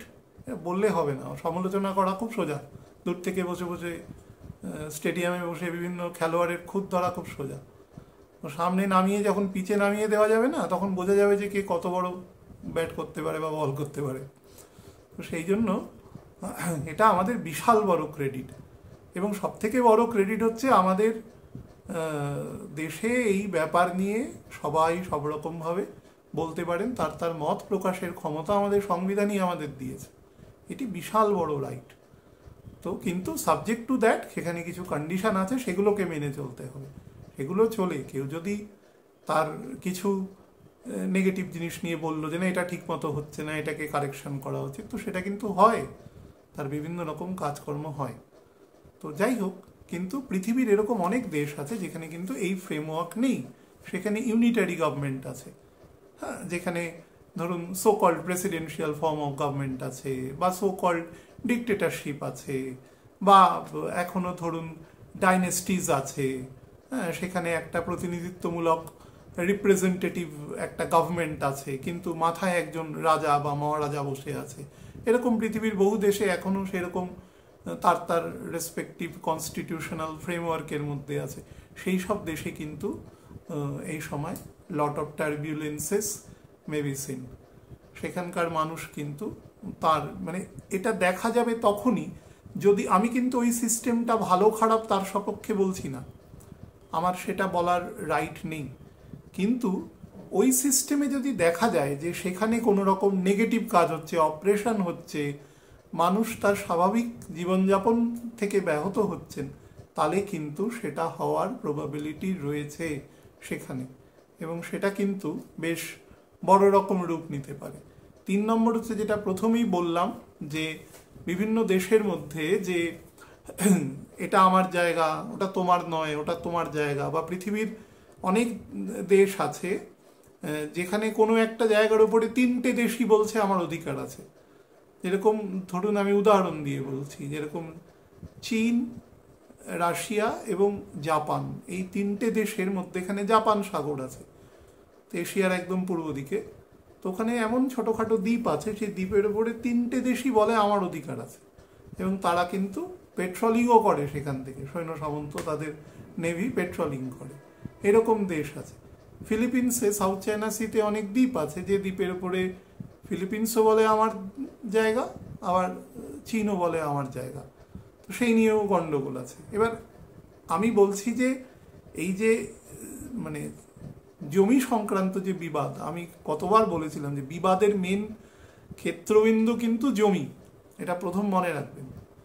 দ্বাপর যুগ থেকে যখন ভগবানের মানে পূর্ণ অংশ তিনি যখন এসেছেন, পূর্ণভাবে তিনি এসেছেন, তো সেই অবস্থাতে তার পরবর্তী সময়, সেই সময় থেকে সব হচ্ছে জমিনি বিবাদ আর কি। ওটা আমার জায়গা, আমার এই পর্যন্ত এনক্রোচমেন্ট দরকার, এই নিয়ে 2 বা একাধিক দেশ বা বিস্তার, প্রথম দ্বিতীয় বিশ্বযুদ্ধ বা একাধিক মর্মান্তিক যুদ্ধ, শুধু ওই জায়গায় ওই খনিজ পদার্থ আছে, আমাকে লাভ করতে হবে, বা ওই পর্যন্ত আমার দেশে সীমানায় করতে হবে। দেশ বড় মানে আমার ক্ষমতা বড়, আমার হাতে 10টা বাড়ি আছে মানে আমার ক্ষমতা বেশি, সিম্পল ব্যাপার এটা। মানে একদম মেটেরিয়াল লড়াই। সেই লড়াই কিন্তু যেখানে যেখানে এইরকম বোন অফ কন্টেনশন আছে, সেই জায়গাগুলো কিন্তু এ সময় যদি সেখানকার সাধারণ মানুষের যে নর্মাল রাইটস আছে, যেগুলো খাদ্য, বস্ত্র, বাসস্থান, স্বাস্থ্য, শিক্ষা, তার সাধারণ লিবার্টি, সেগুলো যদি কোনো কারণে হ্যাম্পার্ড হয়, সেখানে কিন্তু সেখানে প্রোটেস্ট হবে, এবং সেটা বেশ বড় আকার ধারণ করবে।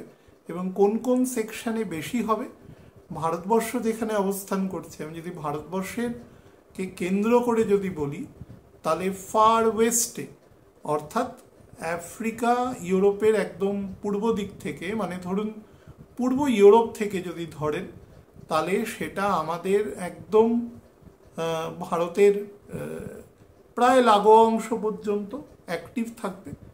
এখানের একাধিক দেশ এ সময় কিন্তু নিজের যে বর্চস্ব যেটা রয়েছে সেটা বলবৎ করবার জন্য একে অপরের সাথে খুব অসম লড়াই বা প্রতিযোগিতার মধ্যে নামবে, যার ফলে সাধারণ মানুষের কষ্ট দুঃখ বাড়বে। আর একদম পূর্ব দিকে যে অংশটা উদাহরণ দিলাম, এবং একটু দক্ষিণ পূর্ব ঘেঁষেও এই অংশ কিন্তু সৃষ্টি হবে এই সময় যা রয়েছে। এবং যে দেশ বর্তমানে বিভিন্ন রকম কারণে, আমি কারণ নিয়ে বলছি না এখানে, যে এই বিভিন্ন ট্যারিফ যুদ্ধ বা এই সমস্তগুলো তৈরি করছে, এই সংক্রান্ত বিবাদ কিন্তু একটা এক্সট্রিম পর্যায়ে পৌঁছাবে, সেটা হচ্ছে নভেম্বর মাসে গিয়ে। এবং তার একটা কাউন্টার এফেক্টও হবে। কাউন্টার এফেক্ট মানে কিন্তু আমি শুধু বলছি না যে কোনো যুদ্ধ টুদ্ধ, শুধু এটা নয়, যে ওই পলিসির একটা খুব ইকুইভ্যালেন্ট কাউন্টার পলিসি তৈরি হবে। কারণ এটা আমাদের একদম ব্যক্তিগত নেচার, একটা এককোষী অ্যামিবার নেচার, আবার বহুকোষী আমাদেরও নেচার। যে একটা জিনিস যদি আমাদের ক্রমাগত ঠেলতে থাকে কোনো একটা গতির বিরুদ্ধে, তাহলে একটা সময় এসে কিন্তু আমরা উল্টো দিকে পুশব্যাক করব ফর দি ন্যাচারাল এক্সিস্টেন্স। এই পৃথিবীতে সবাই বেঁচে থাকতে চায়, করোনার জীবাণুও বেঁচে থাকতে চায়, আবার আমাদের মতন প্রাণী, আমাদের থেকে বড় সাইজের প্রাণী, সবাই বেঁচে থাকতে চায়। সবাই ন্যাচারালি ভগবানের ইচ্ছা এখানে এসেছে, তার তার যোনি প্রাপ্ত হয়েছে, সবাই সেখানে বাঁচতে চায়। সেই বাঁচার জায়গায় যদি একটা সার্টেন লেভেলের পরে যদি সেটা হয়, তখন কিন্তু সেখান থেকে একটা সেলফ রিটালিয়েশন আসে। তো এই জিনিসটা এখানে এবার কিন্তু দেখা যাবে, এবং সেটা খুব বেশি পরিমাণে অনুভূত হবে মান্থ অফ নভেম্বর, বিশেষত যখন 3টে প্ল্যানেট একসাথে বকরি স্টেটে থাকবে। আপনাদের বলে দিই, সেটা হচ্ছে বুধ, বৃহস্পতি এবং শনি। প্রিসাইজলি বলে দিচ্ছি, নভেম্বর মাসের 5 তারিখ থেকে ডিসেম্বর মাসের 5 তারিখ, এই 1 মাস খুব প্রিসাইজলি এ সময় অনুভূত হবে। 3টে গ্রহ একসাথে বকরি এবং একদম মোশনলেস স্টেট, নট অনলি বকরি।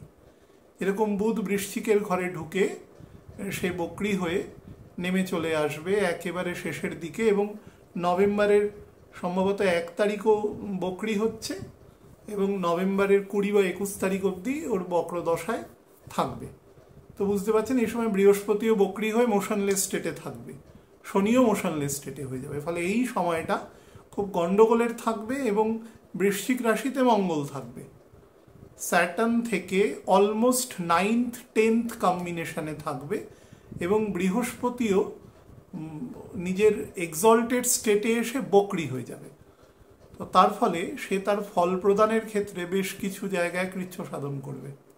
বৃহস্পতি অ্যাকচুয়ালি সব কিছুর মধ্যে আপোষ বা নেগোসিয়েশনের ক্ষেত্রে খুব বড় রোল প্লে করে, বাট বিকজ তিনি গুরু, তিনি সব কিছুকে রেজলিউট করবার চেষ্টা করেন, কিন্তু তার রেজলিউশন পাওয়ার এ সময় কিন্তু কম থাকবে। কম থাকবে মানে সে করবে না। আমি বলেছিলাম বৃহস্পতি নিউট্রাল থাকা মানেই কিন্তু নেগেটিভ ফল দেওয়া। তো সেই জায়গাটা এ সময় তৈরি হবে।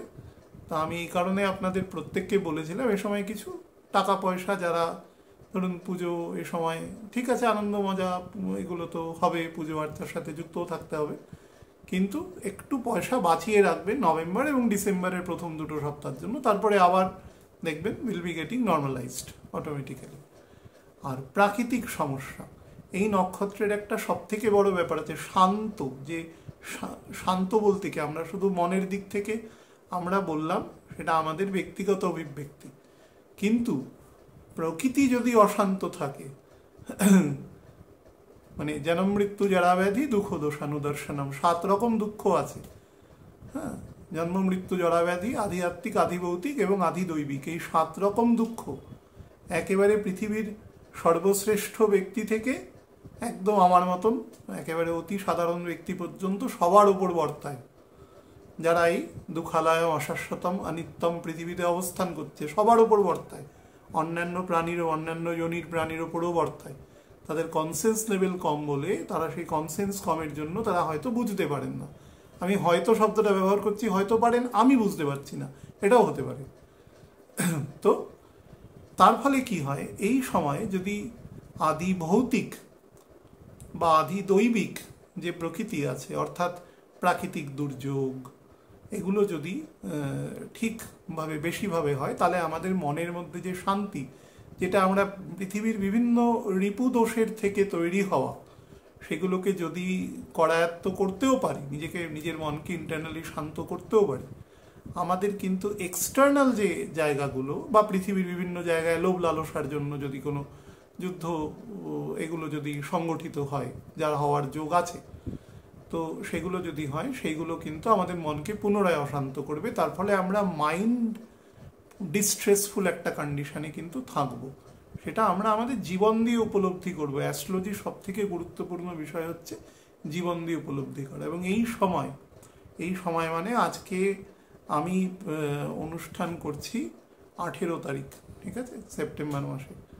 তো আজকে থেকে আপনারা চেষ্টা করবেন, সেটা হচ্ছে 3টে বিষয়ের উপর। এক হচ্ছে স্পিরিচুয়াল অ্যাক্টিভিটিস, মানে গুরুমন্ত্র, সেগুলোকে প্রপারলি বিধিবদ্ধ পদ্ধতিতে জপ করা, ভিতর থেকে শান্ত হওয়া যায়। মিনিমাম একটা যতটুকু লাইফ লিড করলে জীবন সুস্থ স্বাভাবিক একটা সুন্দর জীবন যাপন করা যায় করা। নলেজ অ্যাকুয়ার করা, স্পেশালি স্পিরিচুয়াল নলেজ। বাচ্চা হলে তাদের মেটেরিয়াল নলেজের সাথে সাথে স্পিরিচুয়াল নলেজও অল্প অল্প করে দেবেন, যাতে তাদের ওই ষড়রিপু ছোটবেলা থেকে নিয়ন্ত্রিত অবস্থায় থাকে। আর 4 নম্বর হচ্ছে কারুর সম্পর্কে কোনো নেগেটিভ কথা বলা, বা সবাই বলছে আমিও সেই স্রোতে গা ভাসিয়ে আমিও বলে দিলাম, না। খারাপ কথা বলতে বলতে একটা সময় এমন টেন্ডেন্সি এসে যায়, সেটা কিন্তু ব্যক্তি জীবনে খুব কাছের লোকের উপরেও প্রযুক্ত হয়ে যায়। These are tendencies. আমরা যদি সেটাকে একদম নিপিন্দাবাদ না করতে পারি, আমরা একসময় সবার জন্য আমাদের মানে মুখের লাগাম নষ্ট হয়ে যাবে, পরিষ্কার ব্যাপার। সেটা করতে হবে। আর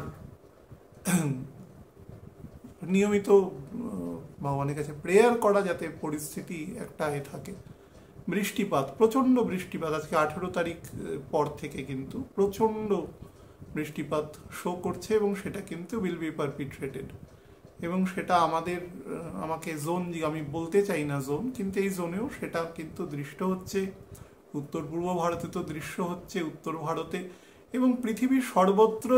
এই আমাদের যে দক্ষিণ পশ্চিম মৌসুমী বায়ু যে সময় আমাদের আসে, অর্থাৎ অফিসিয়ালি জুন মাসের 8 থেকে অক্টোবর মাসের 8 তারিখ, এই সময়টা 4 মাস যে থাকে, এটা 4 মাস পেরিয়ে যাওয়ার পরেও থাকবে। এটা নভেম্বর মাসে গিয়েও কিন্তু this things will be visible. তার ফলে এই সময় যে শাক সবজি যেগুলো প্রোডাকশন হয় একদম প্রাক শীতের সময় ফসল, সেগুলো কিন্তু নষ্ট হওয়ার প্রবাবিলিটি রয়েছে। তার ফলে বাজারের মূল্যবৃদ্ধি ঘটবে।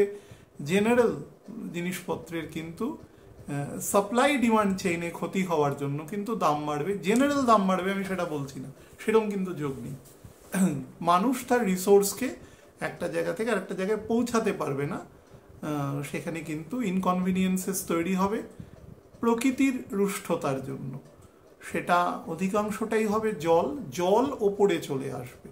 সেটা নদী সমুদ্রের জলও ওপরে আসতে পারে, স্থলভূমিতে তার যে মর্যাদা বা কুল সেটাকে ডিঙিয়ে ওপর থেকেও পোরিং হতে পারে, অর্থাৎ মানে অতিরিক্ত বৃষ্টিপাত হওয়ার কিন্তু এ সময় যোগ রয়েছে। সুতরাং যারাই মনে করুন যে দূর দূরান্তে কাজকর্মে যেতে চান, বয়স হয়েছে, রিস্ক নিতে হয়, তারা কিন্তু তার মতন রেসপেক্টিভ কন্টিনজেন্সিস রাখার চেষ্টা করবেন। পৃথিবীর বিভিন্ন দেশ তাদের এগেনস্টে কিন্তু একটা মানে একদম আমি বলছি, আমি 18 তারিখ আমি আজকের দিন থেকেই বলছি প্রিসাইসলি, তার কিন্তু একটা কাউন্টার ফরমেশন তৈরি হবে সেখানে। আপনারা সেটা দেখবেন। যেরকম আমি ধরুন বলছি যে একদম মিডল ইস্টের নিচের দিকের যে সমুদ্র আছে, লোহিত সাগর বা ইস্ট আফ্রিকান কোস্ট বরাবর, বা একটু উত্তরে চলে যান ভূমধ্যসাগর এরিয়া, সেখানে যে পূর্ব ইউরোপের যে দেশগুলোর সাথে তুর্কি সাথে বিরোধ আছে, বা সাইপ্রাস, গ্রিস, এদের সাথে অন্যান্য তুর্কি বা অন্যান্য আজারবাইজান, এ সমস্ত দেশের সাথে বিরোধ আছে, এখানে দেখবেন বিভিন্ন লবি ফরমেশন হওয়ার কিন্তু যোগ দৃষ্ট হচ্ছে। ওই রিজিয়নটা ভীষণ অ্যাক্টিভ আছে, পূর্ব দিক, ইস্টার্ন সাইডস অফ একদম মানে ইউরেশিয়া জায়গাটা, ওই অংশটা আবার একদম ফার ইস্ট পজিশন, এখানেও কিন্তু যোগ আছে। এবং এই সময় কিন্তু বিভিন্ন মানুষ যাদের মধ্যে বিভিন্ন রকম নেগেটিভ মাইন্ডসেট আছে বিভিন্ন, আমি এর বেশি কোনো ইরিটেটিভ কোনো বক্তব্য বলবো না, কারণ তার অন্যরকম, আপনি এবার বুঝে নিন তার মধ্যে কোন কোন মানুষ ইনক্লুডেড হতে পারে, যারা সাধারণ মানুষের জীবনযাত্রা কোনোভাবে ডিসরাপশন করবার মতন চিন্তাভাবনার দ্বারা পরিচালিত কখনো কখনো হলেও হতে পারে। এরকম মানুষজন যারা আছে তাদের কিন্তু নেগেটিভ থটস এ সময় বেড়ে যাবে। মনে রাখবেন শুক্র কেতু কিন্তু একসাথে থাকবে, তারপরে শুক্র ডেবিলিটেটেড থাকবে। সেই ডেবিলিটেটেড থাকা অবস্থায় শুক্র শনি দ্বারা দৃষ্ট থাকবে এবং মঙ্গলের দ্বাদশে থাকবে। সেই নভেম্বর মাসে 3 তারিখ পর্যন্ত এই স্টেটে থাকবে। তারপরে শুক্র নিজের মূল ত্রিকোণে প্রবেশ করে রাহু কর্তৃক দৃষ্ট হবে। তো এই সময় এবং মঙ্গলেরও দ্বাদশে অবস্থান করবে সেই ফেজেও। এবং বৃহস্পতি থেকে চতুর্থে অবস্থান করবে। শুক্র বৃহস্পতি যদি কখনো কেন্দ্রে বা স্বস্থানে অবস্থান করে তাহলে একসাথেই দুটো বিপরীতধর্মী ভিউজ তৈরি করে। তো সেটাও কিন্তু বর্তমানের সাপেক্ষে, নক্ষত্র পজিশনের সাপেক্ষে সেটা ভালো নয়। এবং পূর্ব ফাল্গুনী নক্ষত্রে কেতুর অবস্থান কিন্তু সবসময় আমাদের চিন্তাধারার মধ্যে এক ধরনের নিকৃষ্টতা বা নীচতাকে দর্শায়, মানে আমাদের উদারতাকে ভীষণভাবে কমিয়ে দেয়, শ্রিঙ্ক করে দেয় এটা। তো সেদিক থেকেও সময়টা নেগেটিভ আছে। তাহলে আমি 5টা পয়েন্ট থেকে নেগেটিভিটি বলেছি। সেটা হচ্ছে প্রথম, বিভিন্ন রকম নেগেটিভ মাইন্ডসেট, অর্থনৈতিক ব্যারিয়ার 2 নম্বর। 3 নম্বর হচ্ছে একে অপরের জায়গা অধিগ্রহণ সংক্রান্ত ছোটোখাটো স্কার্মিশ থেকে মডারেট লেভেলের যুদ্ধবিগ্রহ, তার সাথে অস্ত্র সম্পদ সেগুলো কিন্তু যার যার সেই দেখবেন সেই সংক্রান্ত এক্সারসাইজ অনেক বেশি বেড়ে যাবে to dominate different lobbies of the world. আর 5 নম্বর বলেছি যে এনক্রোচমেন্ট ওভার ডিফারেন্ট এরিয়াস এবং ছোটোখাটো স্বার্থসিদ্ধির জন্য একে অপরের মধ্যে সেই যে কনফ্লিক্ট আছে সেটা বেড়ে যাবে। আর প্রাকৃতিক দুর্যোগের সংক্রান্ত বলেছি। এর মধ্যে একটি আছে ব্লেসিং ইন ডিসগাইজ, সেটি হচ্ছে যারা বিভিন্ন এই ধরুন অ্যাস্ট্রোলজি বা মেডিকেল প্রফেশন বা লিগ্যাল প্রফেশন বা ধরুন বিভিন্ন অকাল্টের কাজের সাথে যুক্ত আছেন যে সমস্ত ব্যক্তিবর্গ, তাদের ক্ষেত্রে কিন্তু বেটার আছে। বা ধরুন যারা অ্যাডভাইজার, তারা কিন্তু বেটার আছে। এই সময় দুটো মানে একদম স্ট্যাটিউটারি বলতে পারেন নির্দেশ, সেটা হচ্ছে এই সময় কেউ জব চেঞ্জ করবেন না দয়া করে।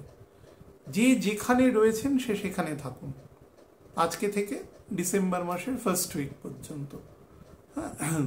জব চেঞ্জ করবেন না, প্রফেশনে কোনো বৃদ্ধি করা, হ্রাস করা, কাউকে একান্ত যদি কোনো দুর্বৃত্তমূলক কাজকর্মের সাথে কোনো কর্মচারী যুক্ত হয়ে না পড়ে তাকে এই সময় টার্মিনেট করা, বা নতুন কাউকে খুব প্রয়োজন না হলে কাউকে নিয়োগ করা, এই কোনো কাজটাই করবেন না এ সময়। প্রয়োজন হলে দুজনকে নিয়োগ করুন, কিন্তু সেই প্রয়োজনটা কিন্তু মেজার্ড করবেন প্রপারলি। আর ফাইন্যান্সিয়াল ট্রানজাকশনের ক্ষেত্রে কিন্তু খুব সাবধান থাকবেন এই সময়। এবং এই সময় কোনো কিছু শুরু বা শেষ করার ক্ষেত্রে কিন্তু কোনোটাই খুব একটা উপযোগী নয়। যে কাজ কন্টিনিউয়াসলি চলে আসছে অটোমেটিক্যালি শেষ হলো, that is a different thing. কিন্তু যদি কোনো সেরকম নির্দেশ না থাকে যে শুরু করতেই হবে, তাহলে সেটা না করাই বাঞ্ছনীয়। আর নাম্বার 2 যেটা ইম্পর্টেন্ট, সেটা হচ্ছে ফিজিক্যাল পোর্শন, সেটা কিন্তু ভীষণভাবে নজর রাখবেন।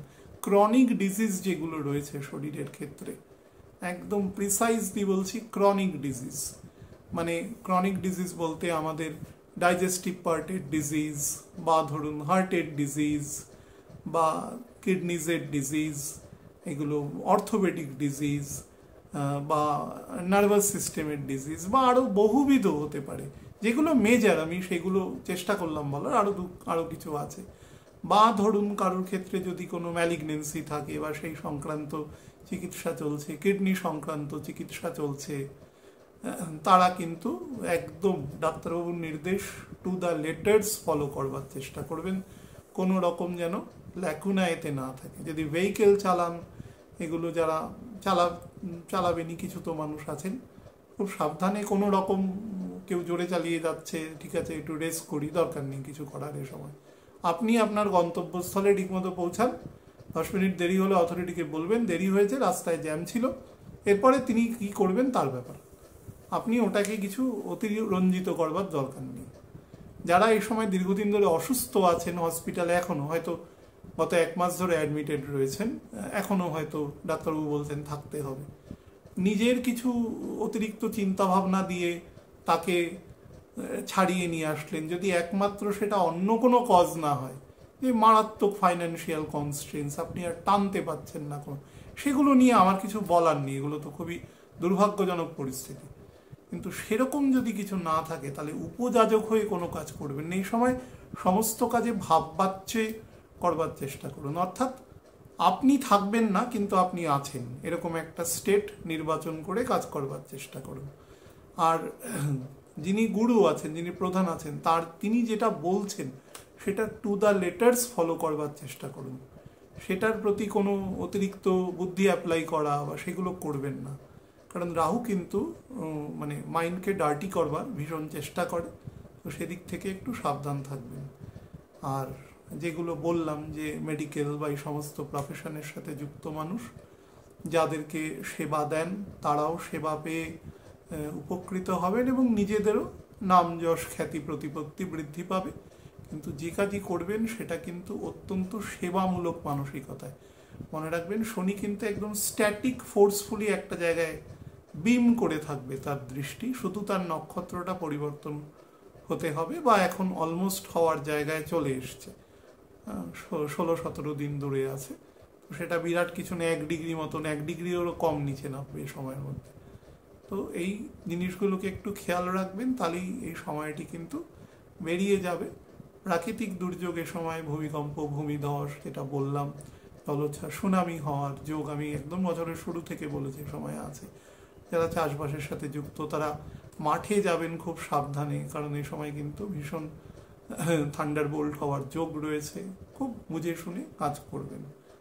একটু লগ্নভিত্তিক বলে দিচ্ছি আপনাদের। আমি যে লগ্নফল নিয়ে আপনাদের বলবো সেখানে স্পেসিফিক পয়েন্টসগুলো আমি হিট করে যাব। আমি বেসিক এলাবোরেটেড আলোচনা আমি করে দিয়েছি, আশা করি এর থেকে বেশি মানে এটা কিন্তু অ্যাভারেজ সবার জন্যই অ্যাপ্লিকেবল হচ্ছে। আমি শুধু ডিফারেন্সিয়েট করেছি এখানে সেই সকল ব্যক্তিবর্গ যাদের ক্ষেত্রে হরোস্কোপ অত্যন্ত বলি, যাদের ক্ষেত্রে লট অফ উইন্ডোজ আর দেয়ার, যে উইন্ডোজের থ্রু দিয়ে তারা এই সময়কে অনেক কম বল প্রয়োগে সেটাকে অ্যাভয়েড করে বেরিয়ে যেতে পারেন। সেই সকল ব্যক্তিবর্গের হরোস্কোপ মোটামুটি সমাজে অ্যাভারেজ 5 থেকে 10% মানুষের মধ্যেই থাকে অন অ্যান অ্যাভারেজ, বিশেষত খুব নেগেটিভ সময়। সেই মানে সমষ্টি ব্যতিরেকে বাকি মানুষ কিন্তু এই সময় কম বেশি ছকের ওপরে তার ইফেক্ট হবে এবং মূলত ইফেক্টটা একটু নেগেটিভই থাকবে, আনপ্রসপেক্টিভ থাকবে। তো আমি মেষ থেকে বলা শুরু করি, মেন পয়েন্টগুলোকে শুধু আমি বলে দেব। দেখুন, এই সময় আপনার ক্ষেত্রে কর্ম এবং কর্মফল অর্থাৎ রেট্রোস্পেক্টিভ ইম্প্যাক্ট আপনার মধ্যে অত্যন্ত বেশি বাড়বে। অর্থকে বাঁচানোর চেষ্টা করবেন প্রচুর, কিন্তু কোনো না কোনোভাবে মানি ড্রেইন কিন্তু এক্ষেত্রে হতে থাকবে।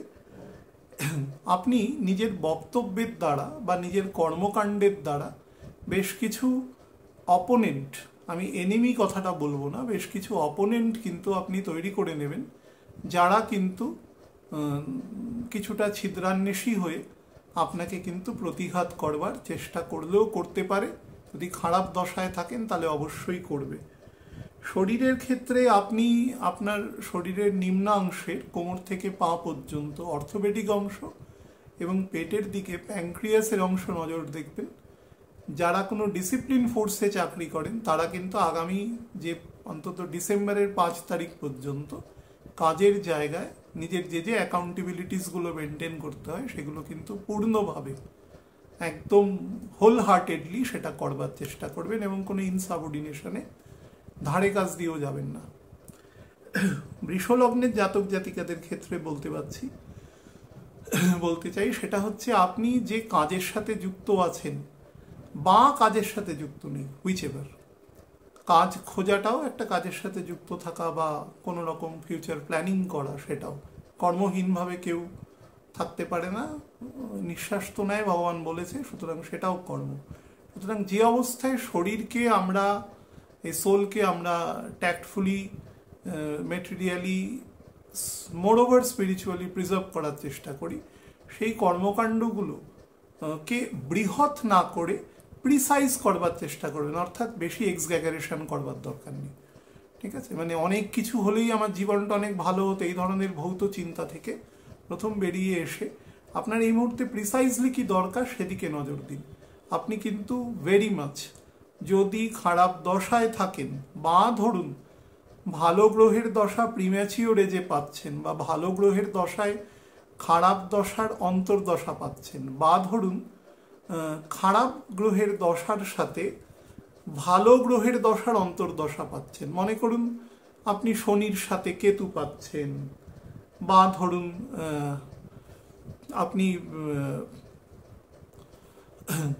বা শনির সাথে রাহু আছে, বা ধরুন শনির সাথে শুক্র আছে, বা ধরুন বৃহস্পতির সাথে রাহু আছে, বৃহস্পতির সাথে শুক্র আছে, বৃহস্পতির সাথে বুধ আছে, যেখানে ভিন্নধর্মী দ্বান্দ্বিক ব্যাপার তৈরি করে। এরকম ধরনের দশায় আছেন তাদের ক্ষেত্রেও কিন্তু গন্ডগোল তৈরি করতে পারে। বা কেতুর সাথে শনি আছে, কেতুর সাথে বৃহস্পতি আছে, কেতুর সাথে শুক্র আছে, তাদের ক্ষেত্রেও প্রিসাইজলি বলছি, কারণ শনি এখানের অ্যাকচুয়াল 10th হাউসের লর্ড, এবং 10th হাউস তার মূল ত্রিকোণ, এবং বৃষ চন্দ্রের এক্সল্টেড স্টেট, তো সেক্ষেত্রে শনি থাকবে চন্দ্রের ঘরে। সুতরাং প্রিসাইজলি আপনার মনে কিন্তু নেগেটিভ চিন্তা তৈরি করবে, যেটা মনে হবে যে এটা হলে ভালো হতো, ওটা হলে ভালো হতো, কিছু হলে ভালো হতো না, অ্যাকচুয়ালি যেটা হচ্ছে ঠিক আছে। এবং আপনাকে ডিসেম্বরের ফার্স্ট উইক পর্যন্ত by any hooks and crooks wait করে থাকতে হবে ফর বেটার আসপেক্ট। আচ্ছা, বিদেশ থেকে সুযোগ আসতে পারে, বাইরের কোনো ভূমি থেকে, যেখানে অনেক দূরবর্তী স্থান, সেখান থেকে আসার যোগ আছে, জার্নি করবারও যোগ আছে, কিন্তু বাড়ির পরিবেশ কিন্তু একেবারে ভালো থাকবে না, সেদিকে নজর দেবেন। একদম স্পেসিফিক্যালি আপার অ্যাবডোমেন, তার সাথে মানে ডাইজেস্টিভ ট্র্যাকে, তার সাথে লিভার, প্যানক্রিয়াস, ডান দিকের কিডনি, প্রস্টেট খুবভাবে নজর দেবেন। বয়স যদি 39-এর বেশি হয় তাহলে অবশ্যই দেবেন। আর বোথ দ্য লাংস, সেদিকেও কিন্তু নজর দেবেন। দ্বাদশ যে রাশি আছে তার মধ্যে যে অ্যাসেন্ডেন্ট সব থেকে বেশি এফেক্ট আছে সে হচ্ছে বৃষ এবং বৃশ্চিক, তো সেই কারণে বলে দিলাম। এবং বাড়ির পরিবেশকে মেনটেন করবার চেষ্টা করবেন। মিথুন লগ্নের ক্ষেত্রে বলে দিই, যত প্রকার স্পিরিচুয়াল অ্যাক্টিভিটিসের মাধ্যমে মানুষের সেলফ এনলাইটমেন্ট হতে পারে, সেই সমস্ত প্রকার কিন্তু করতে পারেন। প্রকার যাই করুন, জায়গায় একই পৌঁছাবেন। তো সেই জায়গার আপনি আপনার গুরু প্রদর্শিত পথ এবং মত অনুসারে সেটা করবার চেষ্টা করবেন, এবং আপনি অ্যাচিভও করতে পারবেন সেটা। যে কোনো রকম ধরুন, যদি মেটেরিয়াল কাজে বলেন, কোনো ডিপ রিসার্চের কাজ, কোনো বড় কোনো উদ্ভাবনী কাজের সাথে যুক্ত, বা একদম মেটেরিয়াল স্টেটে যোগ সাধনা যারা করতে পারেন তারা কিন্তু খুব বেনিফিটেড হবেন। কারণ এই সেক্টর বাদে অন্য কোনো সেক্টরে কিন্তু বেনিফিট হওয়ার যোগ নেই, যদিও মানি কিন্তু কিছুটা আসবে, কিন্তু অনেক টার্বিউলেন্সের মধ্যে দিয়ে আসবে। কারণ মিথুন থেকে 6th হাউসে বুধ গিয়ে বকরি হয়ে যাবে মঙ্গলের ঘরে, এবং তখন সেখানে মঙ্গলও অবস্থান করবে একসাথে। তো মঙ্গল বুধ নেক টু নেক চলাফেরা করবে এখন, মানে 2রা অগস্টের পর থেকে, অক্টোবরের পর থেকে, সরি। তো তার ফলে আপনাকে কিন্তু টেনশন এবং স্ট্রেসের মধ্যে রাখবে, কিন্তু কিছুটা মানি দেবে যদি দশা বেটার থাকে। আচ্ছা, আমি বলবো যে আপনার যে ফরওয়ার্ড মোশন আছে, যেভাবে আপনি এগুন, সেটাকে একটু ট্যাক্টফুলি বা একটু স্লো করবার চেষ্টা করবেন, খুব ফাস্ট নয়, নাহলে কিন্তু আপনার একটা ল্যাগিং হতে পারে। প্ল্যানেট যে স্টেটে ফল দেবে এবং আপনি যে স্টেটে অ্যাডভান্স করবেন, দুটোর মধ্যে ল্যাগিং তৈরি হতে পারে। এবং হার্ড ওয়ার্ক এবং সিনসিয়ারিটি, এটা সবার ক্ষেত্রেই প্রযোজ্য, আপনার ক্ষেত্রে বেশি প্রযোজ্য, কারণ 10th হাউসে অ্যাকচুয়ালি বসে আছে, 9th হাউসে অ্যাকচুয়ালি বসে রয়েছে আপনার রাহু। সুতরাং সে কিন্তু আপনার ন্যাচারাল যে কর্মের ধর্ম সেটাকে কিন্তু চেঞ্জ করবার চেষ্টা করবে, সেটা থেকে সাবধান থাকবেন। আপনি হার্টের আপার পোর্শন, স্টমাক এবং প্যানক্রিয়াস থেকে নিজের খেয়াল রাখবেন, এবং যাদের ক্ষেত্রে স্ট্রেস অ্যাংজাইটি লেভেল হাই থাকে তারাও চিকিৎসকের পরামর্শ নেবেন। কর্কট লগ্নের ক্ষেত্রে বলে দিই, এটা আমি আগেও বলেছিলাম যে একটু গন্ডগোলের সময় আছে, যতই বৃহস্পতি এসে ঢুকুক তার ফল কিন্তু খুব সামান্যই পাবেন, মানে খুব ভালো এফেক্টিভ হরোস্কোপ হলে পাবেন, কিন্তু না হলে কিন্তু এই ফলের 15%ও পাবেন না অ্যাকচুয়ালি, কারণ বৃহস্পতির গতি কম থাকবে। এবং অতিরিক্ত চেষ্টা বল বৃদ্ধি পাবে, তার ফলে ফল দেওয়ার মতন জায়গায় থাকবে না। যাই হোক, ফ্যামিলি রিলেশন, পাবলিক রিলেশন এগুলো খুব যত্ন সহকারে ব্যবহার করবেন। ডিসিশন মেকিং এবিলিটির ক্ষেত্রে বা পরিবারের মধ্যে সুসংহত কোনো কোঅপারেটিভ ডিসিশনের ক্ষেত্রে নিজের ডমিনেন্সকে, মানে কারোর মতকে আগে থেকে চাপিয়ে দেবেন না। যদি মনে করেন জায়গাটার মধ্যে একটা সুসংহত ব্যালেন্স এ সময় বজায় থাকুক, কারণ 4th হাউসের লর্ডও কিন্তু নীচ হবে এবং সে এই শনি দ্বারা দৃষ্ট হবে। সে কিন্তু আপনার মধ্যে ডমিনেশন তৈরি করবে। হয়তো আপনি ঠিকই বলবেন, কিন্তু সেটার প্রয়োগমূলক জায়গাটা কিন্তু এ সময় ডিস্টার্বড হবে কোনো না কোনোভাবে। আপনার জেনারেল নলেজ এই সময়, স্পিরিচুয়াল নলেজ যদি বৃদ্ধি করতে পারেন তাহলে প্রকাশ এবং প্রচার করতে পারবেন। এবং কোনো লিগাল ম্যাটার বা এগুলো যেগুলো মানে পেন্ডিং আছে বিফোর এনি অনারেবল কোর্টস আর কি, তাহলে কিন্তু অবশ্যই সেগুলোর প্রতি যথোপযুক্ত যেগুলো লিগ্যাল ফর্মালিটিস আছে বা যেগুলো আপনাকে করতে হয় কাজকর্ম আপনার প্লিডারকে দিয়ে, সেগুলো আপনি করবেন বা তার মত মেনে চলবেন আর কি।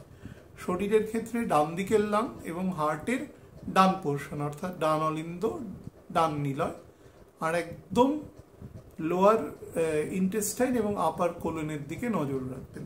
বয়স যদি 67-র বেশি হয় তাহলে বোথ দ্য কিডনিস এবং প্রস্টেটের দিকেও নজর দেবেন। লিওর ক্ষেত্রে বলে দিই, সিংহ লগ্নের ক্ষেত্রে এই সময় কিন্তু lot of constraints will be activated. প্রথম যেটা হবে সেটা এক্সপেন্ডিচার বেশি হবে। 2 নম্বর যেটা হবে সেটা হচ্ছে মাইন্ড কিছুতেই পিসফুল থাকতে দেবে না কোনো না কোনোভাবে।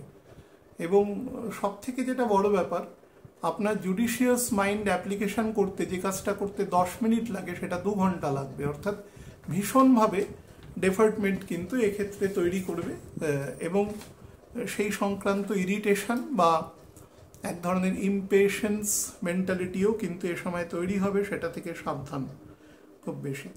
সোশ্যাল রিলেশন বা ফ্যামিলি রিলেশনও কিন্তু এ সময় আপনি হয়তো চেষ্টা করছেন বেটার করার, কিন্তু খিটখিটে মেজাজের জন্য সেটা কিন্তু কার্যকরী নাও হতে পারে এবং সেই কাজের যে প্রেশার বা তার ইরিটেশনের জন্য কিন্তু ফ্যামিলি যে ইন্টিগ্রেশন সেটা ব্যাহত হতে পারে।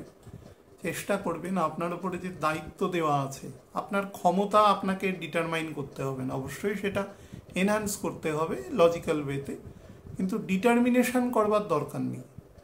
হ্যাঁ, আপনাকে যতটুকু কাজ দেওয়া হয়েছে, আপনার সিনিয়র বা আপনার ফ্যামিলি বা আপনি পারিপার্শ্বিকভাবে বা যে কোনো কাজে সেলফ এমপ্লয়েড আছেন, সেই কাজটুকু আপনি শুধু করবেন ব্যাস, এবং তাই নিয়ে বেশি চিন্তা করবেন না।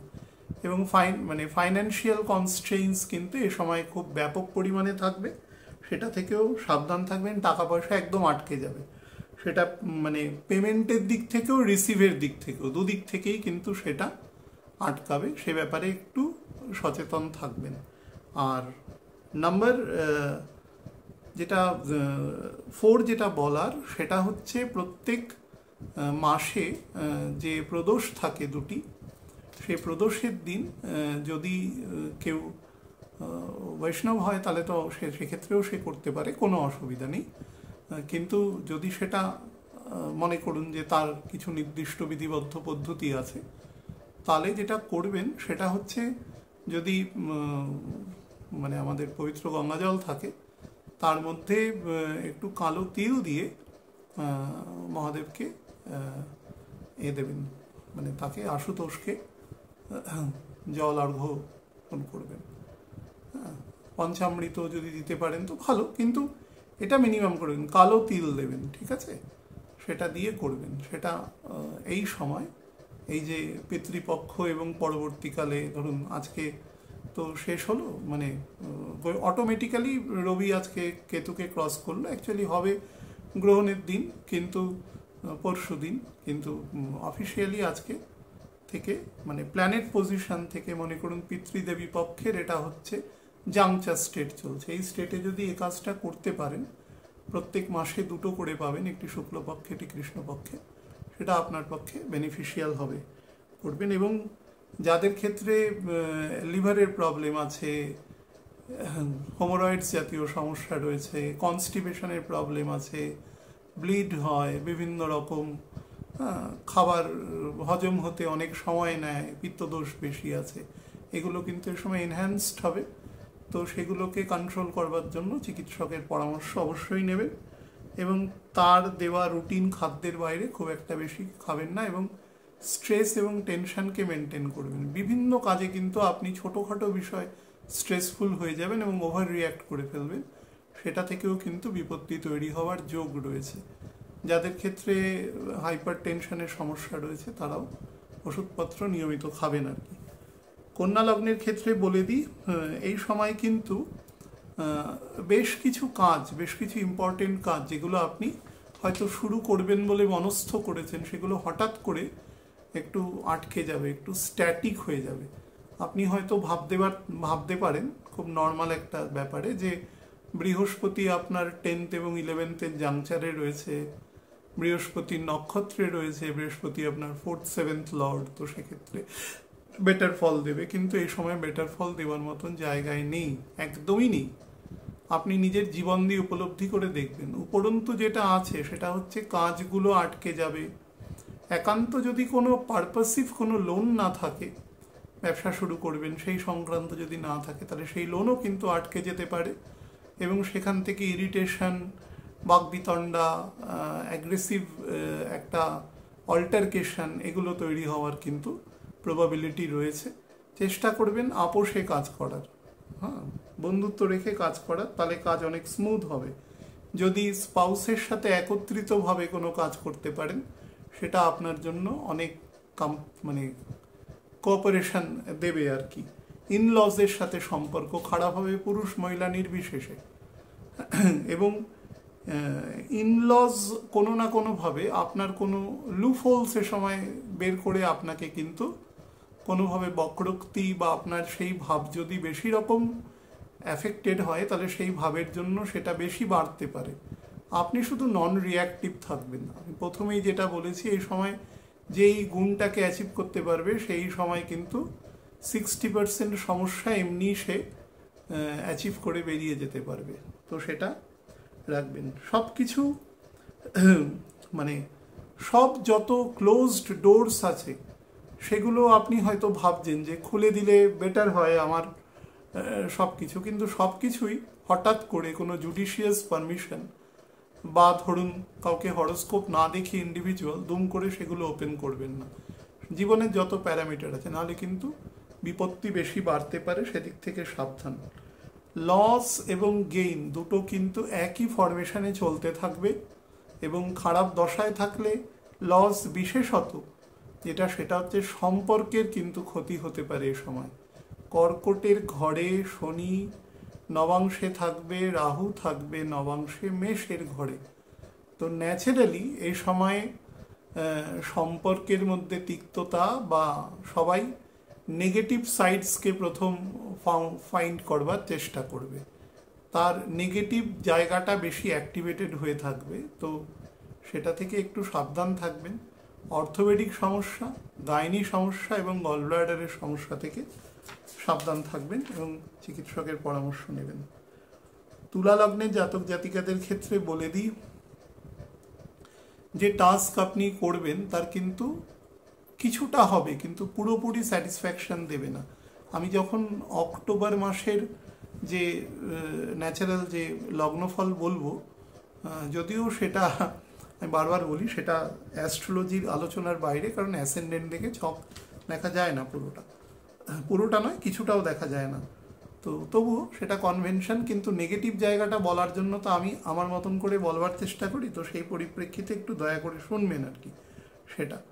তো এই সময় যেটা হবে, অ্যাসপিরেশন থাকবে কিন্তু অ্যাচিভমেন্ট থাকবে না। এই সময় গুরুত্বপূর্ণ সিদ্ধান্ত যা দীর্ঘদিন ধরে পেন্ডিং ছিল সেগুলোর কিছুটা রিজলভ হবে, depending upon the intensity and the strength of your individual horoscope, কিন্তু অধিকাংশই কিন্তু সেটা হবে না বা হাফ ডান হয়ে পড়ে থাকবে।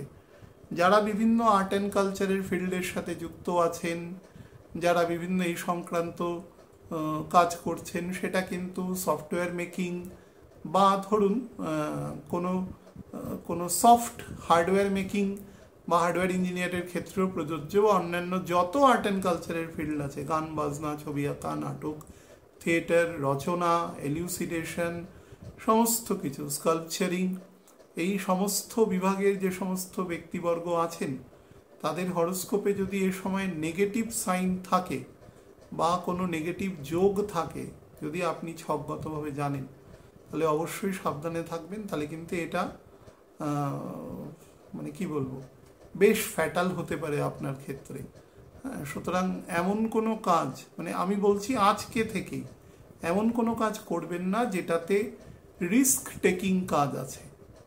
মনে করুন আপনি হয়তো কোনো মিউজিক ইনস্ট্রুমেন্ট বাজান, এবার আপনার হয়তো এমন একটা জায়গায় আপনার প্রোগ্রাম পড়লো যেটা হয়তো বর্তমানে বিভিন্ন রকম বন্যা বা এরকম কারণে হয়তো সেই জায়গায় অ্যাক্সেস করাটা কঠিন আছে। আবার কিন্তু গেলে সেখানে আপনি যেরকম ভালোভাবে অ্যাপলোডেড হবেন, সেরকম আপনি পয়সা কড়িও কিছু পাবেন, সেদিকেও একটা দৃষ্টিকোণ আছে। কিন্তু আমি বলবো প্রথমটাই নেওয়াই ভালো, না যাওয়াটাই বাঞ্ছনীয়। বা ট্রাভেল করে অনেক দূরে গিয়ে কোনো অনুষ্ঠান করবেন, বা কোনো নাটক করেন আপনি খুব ভালো, আপনি কোনো একজন শিল্পী, তো খুব দূরবর্তী স্থানে হয়তো আপনার শো আছে, তো চেষ্টা করবেন খুব কনজারভেটিভলি ইউজ করা। বা আপনার হরোস্কোপে যদি সেই সংক্রান্ত জায়গায় বিধিনিষেধ না থাকে তাহলে তো অবশ্যই সেটা যাওয়া যেতে পারে। এগ্রিকালচারাল প্রোডাক্টের ব্যবসা যারা করেন, সেটা সার বীজ থেকে শুরু করে একদম জৈব সার ম্যানিওর পর্যন্ত, বা পেস্টিসাইড, ইনসেকটিসাইড, এসব যাদের ব্যবসা করেন তারা কিন্তু এ সময় যথেষ্ট লাভবান হবেন, এই জায়গাটা পজিটিভ আছে। বাট সাবধান, সেগুলো দেওয়ার সময় সেগুলো যদি জলবৃদ্ধি করার সাথে গাছপালা বা ফসলের সবজির ক্ষতি করে, তাহলে কিন্তু খুব সাবধানে অ্যাপ্লিকেশন করবেন, কারণ জলস্তর বৃদ্ধি হওয়ার অত্যন্ত বেশি রকম যোগ আছে ফ্রম টুডে। স্পেশালি 18ই সেপ্টেম্বর আজকে অনুষ্ঠান করছি, সেদিন থেকে খুব সাবধান সেদিকে। দূর চিন্তা করে কাজ করবেন, সাময়িক লাভের জন্য বেশি কিছু না করাই ভালো, সেটা ক্ষতি করবে।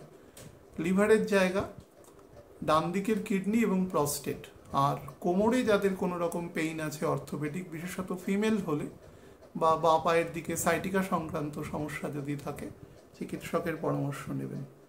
স্করপিওর ক্ষেত্রে বলে দিই, বৃশ্চিক লগ্নের ক্ষেত্রে ভেরি স্ট্রেসফুল এবং টেনশনাস টাইম যাবে, কিন্তু ভীষণ কোনো কাজ আপনি মনে করুন শিডিউল করছেন হয়তো 23 তারিখ, যে মহালয়া আসছে, মহালয়ার পরের দিন আপনি করবেন 22 বা 23 তারিখ, দেখবেন আপনার 23 তারিখের কাজটা যদি 100 জন স্করপিয়ান, যেহেতু লগ্ন ধরে বলছি, এটা তো প্যারামিটার নয় বলার, কিন্তু আমি বলছি আমার মতন করে, আপনারা লগ্ন ধরে বুঝুন, যদি স্করপিয়ান 100 জনকে দাঁড় করান, তাদের মধ্যে যদি দেখবেন 5 জন সেই কাজে মাত্র অ্যাচিভ করতে পারবে, বাকিরা পারবে না। দেখা যাবে যে 22 বা 23 তারিখের কাজটা মানে রিশিডিউলড হয়ে গেল হয়তো 30 তারিখ বা পুজোর মধ্যে 1 অক্টোবর বা 2রা অক্টোবর, এরকম মানে আরও পিছিয়ে গেল, এরকম হওয়ার কিন্তু যোগ আছে।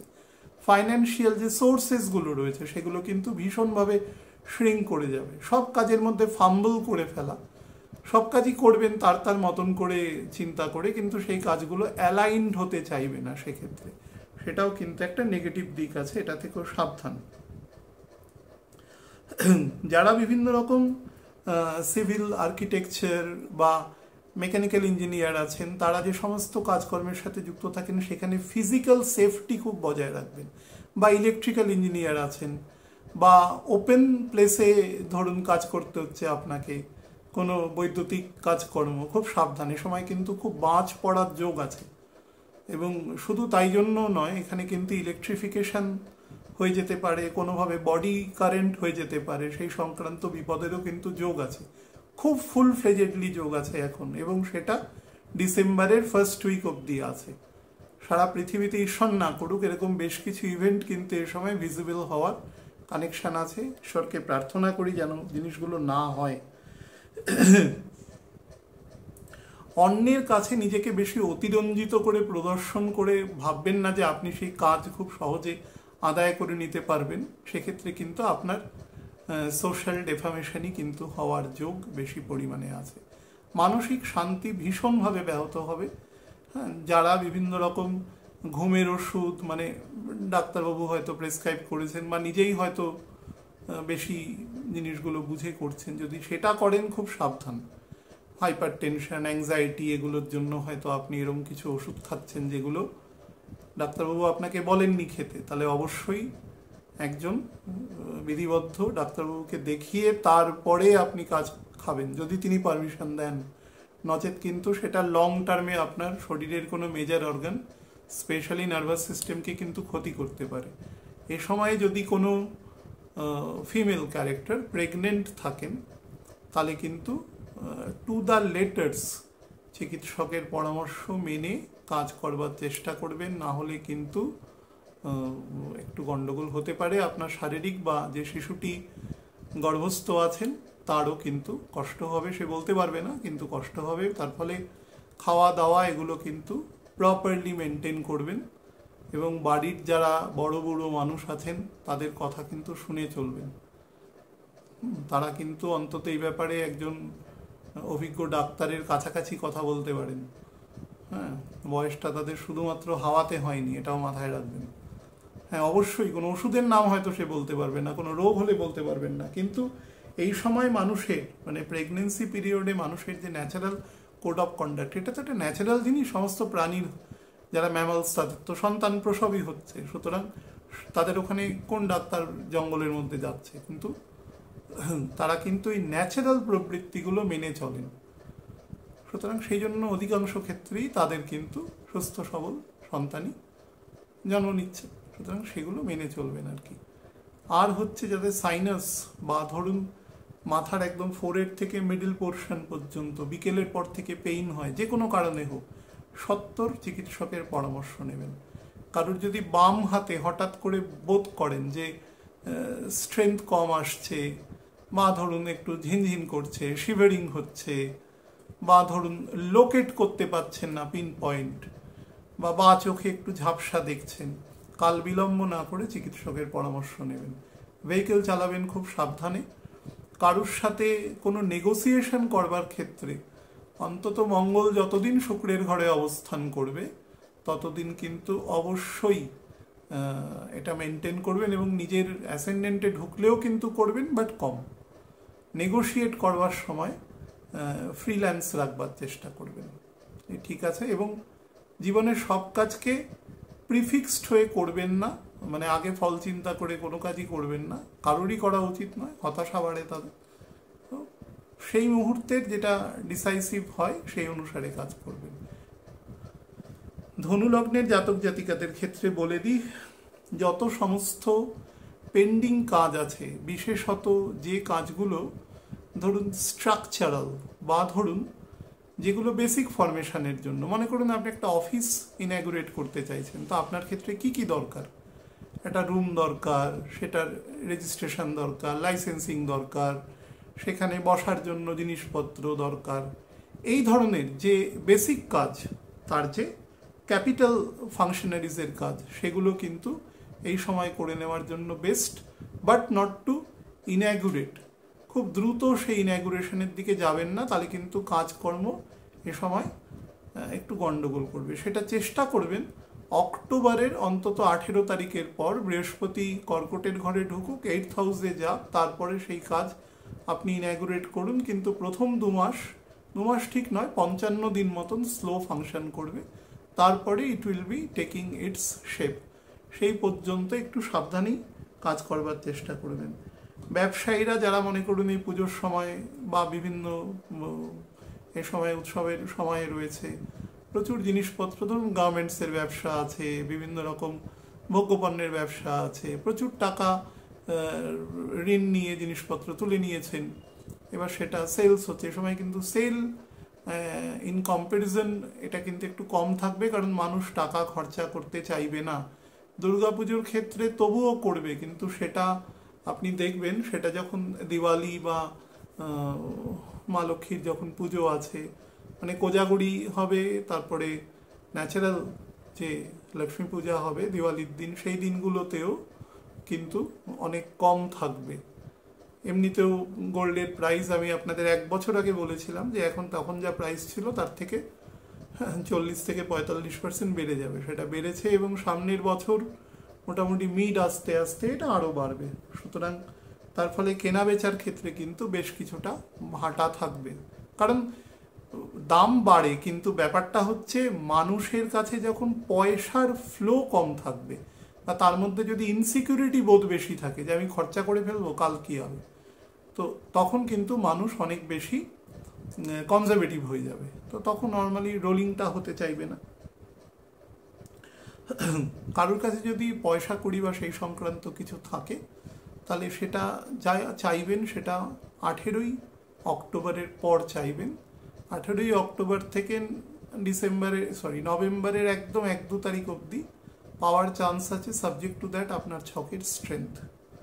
সেই অনুসারে হেলথের দিকে সেন্ট্রাল নার্ভাস সিস্টেম, পিঠের দিকে ভার্টিব্রার ক্ষেত্রে একদম মিডল থেকে একদম স্যাক্রাল কক্সিজিয়াল পর্যন্ত অংশ, ইলিয়াম ইসচিয়াম হাড়ের দিকের অংশ এবং রিপ্রোডাক্টিভ অর্গান, সেদিকে নজর রাখবেন।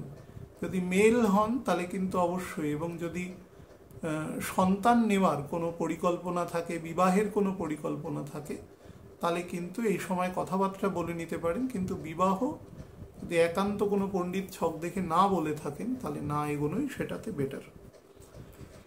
আর একটা জিনিস বলবো, যাদের হাই ব্লাড প্রেশারের সমস্যা রয়েছে, হার্টে কোনো অপারেশন হয়েছে, তারাও কিন্তু সাবধানে থাকবে।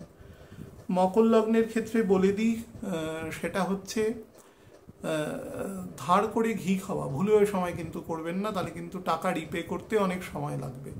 বিশেষত যদি এরকম হয় যে বাড়ির রিনোভেশন, বাড়ি সংক্রান্ত কোনো কাজ, বা ধরুন কোনো ব্যবসার শ্রীবৃদ্ধির জন্য আপনি কিছু পয়সা করে নিচ্ছেন, নিন সেটা, কিন্তু সেটা করবেন ডিসেম্বরের ফার্স্ট উইকের পরে, নট রাইট নাও।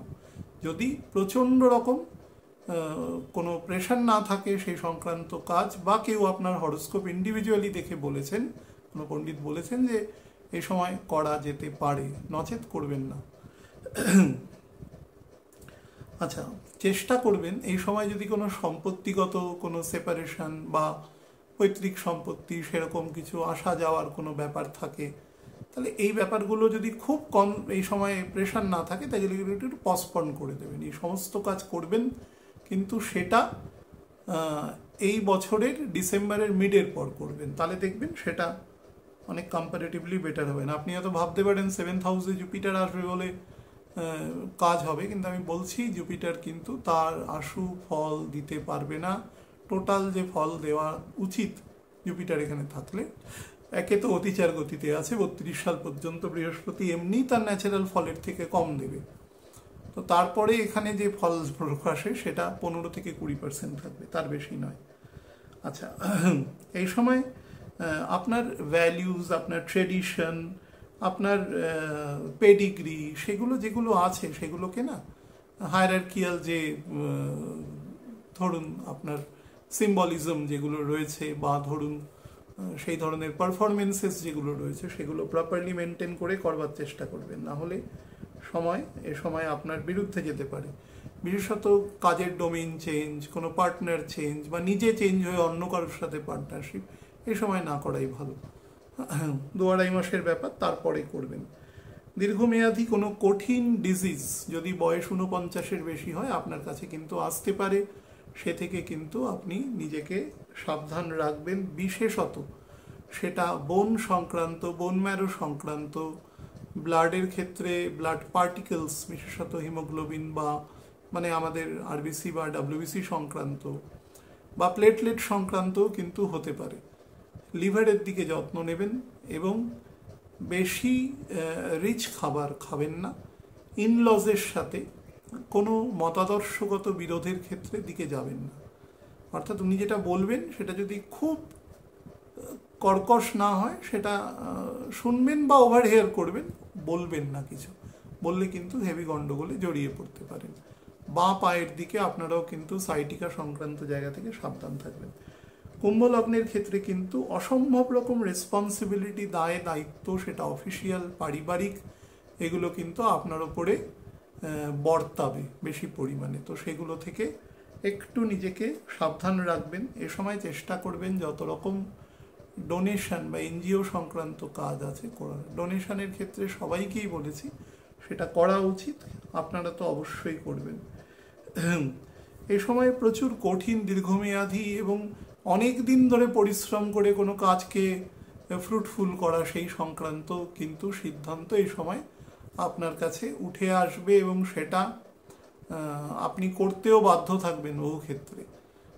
যদি আপনি কোনো লেজিটিমেট বডির সাথে যুক্ত থাকেন তাহলে কিন্তু বেশি পরিমাণে এ সময় আপনি বাধ্য থাকবেন এবং করবেনও, কিন্তু খুব ফ্রাস্ট্রেশন থাকবে। হ্যাঁ, বিশেষত ডিসেম্বরের 20 তারিখ অবধি ফ্রাস্ট্রেশন কিন্তু আপনার মধ্যে থাকবে। এই ব্যাপারটার ক্ষেত্রে যেহেতু শুক্র আপনার নর্মালি 4th 9th লর্ড, তো মানে এবং শনি যেখানে রয়েছে সেখান থেকে 3rd 8th লর্ডে স্যাটার্ন রয়েছে, স্যাটার্নের থেকে শুক্রের অবস্থান থাকবে। তো আপনি পরিবারের ইন্টিগ্রিটি, বিশেষত সন্তানদের ওয়েলবিং বা সেগুলো নিয়ে না চিন্তা করুন, কিন্তু অতিশয় উদ্বিগ্ন হবেন না, তাহলে কিন্তু সেটা আপনার শরীরের ক্ষেত্রে ইফেক্ট করতে পারে। বয়স যদি 56 বছরের বেশি হয় তাহলে আপনার যে ক্রনিক ডিজিজ আছে সেগুলো নিয়ে কিন্তু রীতিমতো চিকিৎসকের পরামর্শ বা সেই সংক্রান্ত তার নিয়ম নীতি মেনে চলবেন। খাবারের প্রতি খুব কন্ট্রোল রাখবেন। হ্যাঁ, ঘুম যাতে ঠিক করে হয় সেদিকে খেয়াল রাখবেন। হ্যাঁ, রাহু রয়েছে অ্যাসেন্ডেন্টের ওপরে, রাহু ঘুমকে ভীষণ ডিস্ট্রাক্ট করে। নিজের নক্ষত্রে তবুও কম্পারেটিভলি কিছু কিছু সময় রিল্যাক্সেশন দেয়, কিন্তু বৃহস্পতির নক্ষত্রে, বিশেষত বৃহস্পতি এখন যেখানে রয়েছে সেটা ঠিক নেই, রাহুর সাপেক্ষে তো ঠিক নেই বর্তমানে, এখন 25-26 ডিগ্রিতে রয়েছে প্রায় এখন জুপিটার, তো ঠিক নেই। তো তার পরিপ্রেক্ষিতে আমি বলবো যে কোনো কাজ হঠকারিতার বসে না করে স্লোলি করবেন। ব্যবসায়ের ক্ষেত্রে ইনভেস্টমেন্ট যাই করুন, চাকরি ক্ষেত্রে মনে করুন এ সময় কোনো ট্রান্সফার চাইছেন, চাইছেন, সেটা একদম প্রপারলি প্লেস করে চুপ করে থাকবেন। অতিরিক্ত এমফেসাইজ করতে হবে না, জিনিসটা নর্মালি হবে। আপনার ডিমান্ড যদি লিগ্যাল হয় তাহলে সেটা নর্মালি হবে, সেটা নিয়ে চিন্তা করতে হবে না। আর শরীরের ক্ষেত্রে হার্টের দিকে এবং বোথ লিভার, প্যানক্রিয়াস এবং মিডল লোয়ার ইন্টেস্টাইনের দিকে কিন্তু নজর দেবেন। আর আপনার যদি ক্রনিক কিডনি সংক্রান্ত কোনো ডিজিজ থাকে বা সেই সংক্রান্ত কোনো সমস্যায় ভুগছেন তাহলেও চিকিৎসকের পরামর্শ নেবেন। হ্যাঁ, পাবলিক রিলেশন অফিসার হিসেবে যদি কাজ করেন, কোনো ব্যাংক বা কোনো নন ব্যাংকিং ফাইন্যান্সিয়াল ইন্টারমিডিয়েটারিতে কাজ করেন, তাহলে পাবলিক মানি ডিল করবার ক্ষেত্রে কিন্তু যে কশাস মানে কশন আর কি হতে হয় যতটা, সেগুলো কিন্তু অবশ্যই হবে। মীন লগ্নের জাতক জাতিকাদের ক্ষেত্রে বলে দিই, শনির এই যে নক্ষত্র পরিবর্তন সেটা অ্যাসেন্ডেন্টের লর্ডের নক্ষত্রে রয়েছে। জন্মছকে যদি মঙ্গল এবং বৃহস্পতি স্ট্রং না থাকে তাহলে কিন্তু এই সময় মানে 5th ডিসেম্বর পর্যন্ত খুব একটা ফল দেওয়ার মতন জায়গায় থাকবে না। জন্মছকে যদি মঙ্গল কোনো কারণে দুর্বল থাকে বা ধরুন অ্যাসেন্ডেন্টের লর্ড জুপিটারই যদি কোনো কারণে দুর্বল থাকে তাহলে কিন্তু lot of constraints will be occurring, specially কাজের জায়গায়, কর্মের জায়গায় দেবে। কর্ম কিন্তু পাবেন, কিন্তু সেই কাজের জায়গায় পরিবেশ আপনাকে কিন্তু খুব বুদ্ধির সাথে সেখানে টিকে থাকতে হবে, এবং তার জন্য যা যা কাউকে ক্ষতি না করে যে স্ট্র্যাটেজি যেগুলো নেওয়া দরকার আছে সেগুলো কিন্তু নিয়ে চলবেন। এবং আজকের কাজ কালকে ফেলে রাখা, একান্ত যদি কোনো সমস্যা না তৈরি হয় সেই দিনের জন্য তাহলে রাখবেন না, সে দিনের কাজ দিনে করবার চেষ্টা করবেন। অ্যালিবাই দেবেন না কখনো যে ঠিক আছে তো আমার বাড়িতেই আছে আজকে পাচ্ছি না, এগুলো দেবে। একান্ত ব্যক্তিগত স্তরে শরীর খারাপ যদি হয় that is a different thing. যাদের জন্মছকে মিনের ঘরেই শনি আছে, মনে করুন 66-67 সালে জন্ম বা আবার 29 বছর পরে 95-এর এন্ডের দিক থেকে 96-97-তে জন্ম, তাদের ক্ষেত্রে কিন্তু এই সময় যে বাধা বিপত্তি আছে কর্মের জায়গায় এবং সেখান থেকে যে মানসিক শান্তির জায়গাটা আছে সেটা কিন্তু নর্মালি একটু ধরুন আপস অ্যান্ড ডাউনসের মধ্যে থাকবে। আমি মিনের ক্ষেত্রে একটা জেনারেল দেখেছি, 6th হাউসের লর্ড যেহেতু রবি, এবং রবি যদি প্রপারলি পোস্টেড না হয়, এবং 3rd এবং 8th হাউসের লর্ড যেহেতু শুক্র, এবং রবি থেকে শুক্র যেহেতু 3rd 10th-এর লর্ড, সেহেতু ন্যাচারালি এই দুটো প্ল্যানেটের ক্ষেত্রে যদি প্রপার পোস্টিং না হয় তাহলে তাদের মধ্যে সব কিছু থাকা সত্ত্বেও তারা ক্রিটিসাইজ করে, নর্মালি বলবে যে এটা ঠিক নয়, মানে তাদের স্যাটিসফাই করাটা খুব মুশকিল হয়।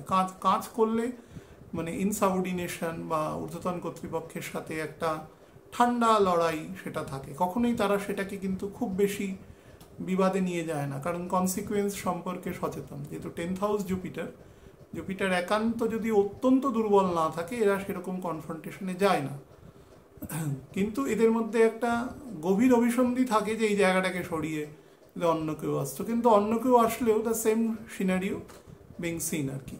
তো এটা একটা ব্যাপার। কিন্তু জন্মছকে যদি মঙ্গল এবং বৃহস্পতি স্ট্রং থাকে তাহলে কিন্তু সেই ছক অনেক রকম সমস্যাকে টেনে দিতে পারে, এবং তার কিন্তু এ সময় ডেভেলপমেন্ট ন্যাচারালি দেবে, সে নিয়ে সমস্যা নেই। আমাকে বহু মানুষ প্রশ্ন করেছেন যে মিনের ক্ষেত্রে বা ধরুন কন্যার ক্ষেত্রে দ্বাদশে রাহুকেতুর অবস্থান আছে, সেটি হ্যাঁ, রাহুকেতুর অবস্থান দ্বাদশে থাকা কদাপি ভালো নয়। গোচরের ক্ষেত্রে দেখতে হবে সেই সময় কোনো প্ল্যানেটের সুপার ইম্পোজিশন বা দৃষ্টি বা সেগুলো কতটা সেক্ষেত্রে কার্যকরী হচ্ছে। তো শনির মতো প্ল্যানেটের ক্ষেত্রে সেটা খুব একটা এই মুহূর্তে কার্যকরী হচ্ছে না, সুতরাং এটি একদিকে বেটার। কিন্তু শনি এবং রাহু মোটামুটি ধরুন প্রায় 10-11 ডিগ্রির ডিফারেন্সে এসে যাবে, দুটো ডিফারেন্ট ঘরে থাকলেও এসে যাবে, এবং নক্ষত্র এক থাকবে। রাহু যেখানে অত্যন্ত লোভ এবং মেটেরিয়াল আসক্তি বৃদ্ধি করবে, শনি কিন্তু সেটাকে চেষ্টা করবে Writefull propagation of a human being. তো সেই দুটো জায়গায় বিভেদ হবে।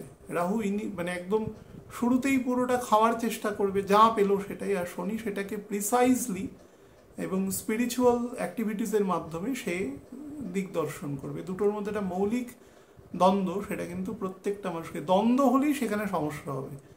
হ্যাঁ, রাইট রঙের ওপরে সমস্যা সবসময় ডিপেন্ড করে না, অন্তত ইনস্ট্যান্ট করে না, সেটা লং রানে করে, কিন্তু দ্বন্দ্ব হলেই সেটার প্রবলেম করবে, সেদিক থেকে সাবধান।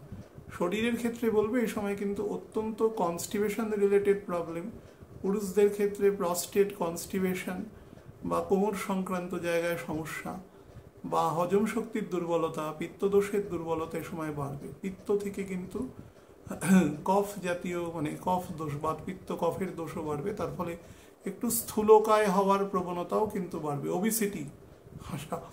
তো সেটি থেকেও সাবধান, এবং পিত্তদোষ থেকে ঠান্ডা লাগার প্রবণতাও তৈরি হয়, সেদিক থেকেও সাবধান থাকবেন।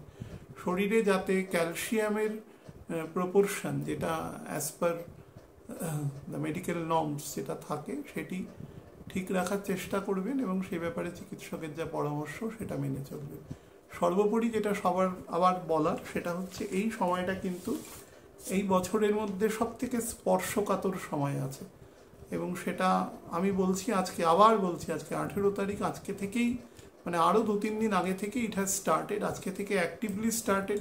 3 তারিখ থেকে তো স্যাটার্ন ঢুকে যাবে, তো পুজো আসছে সামনে, একাধিক মানে পুজো অর্চনা আছে, তার সাথে আনন্দ উৎসবও আছে।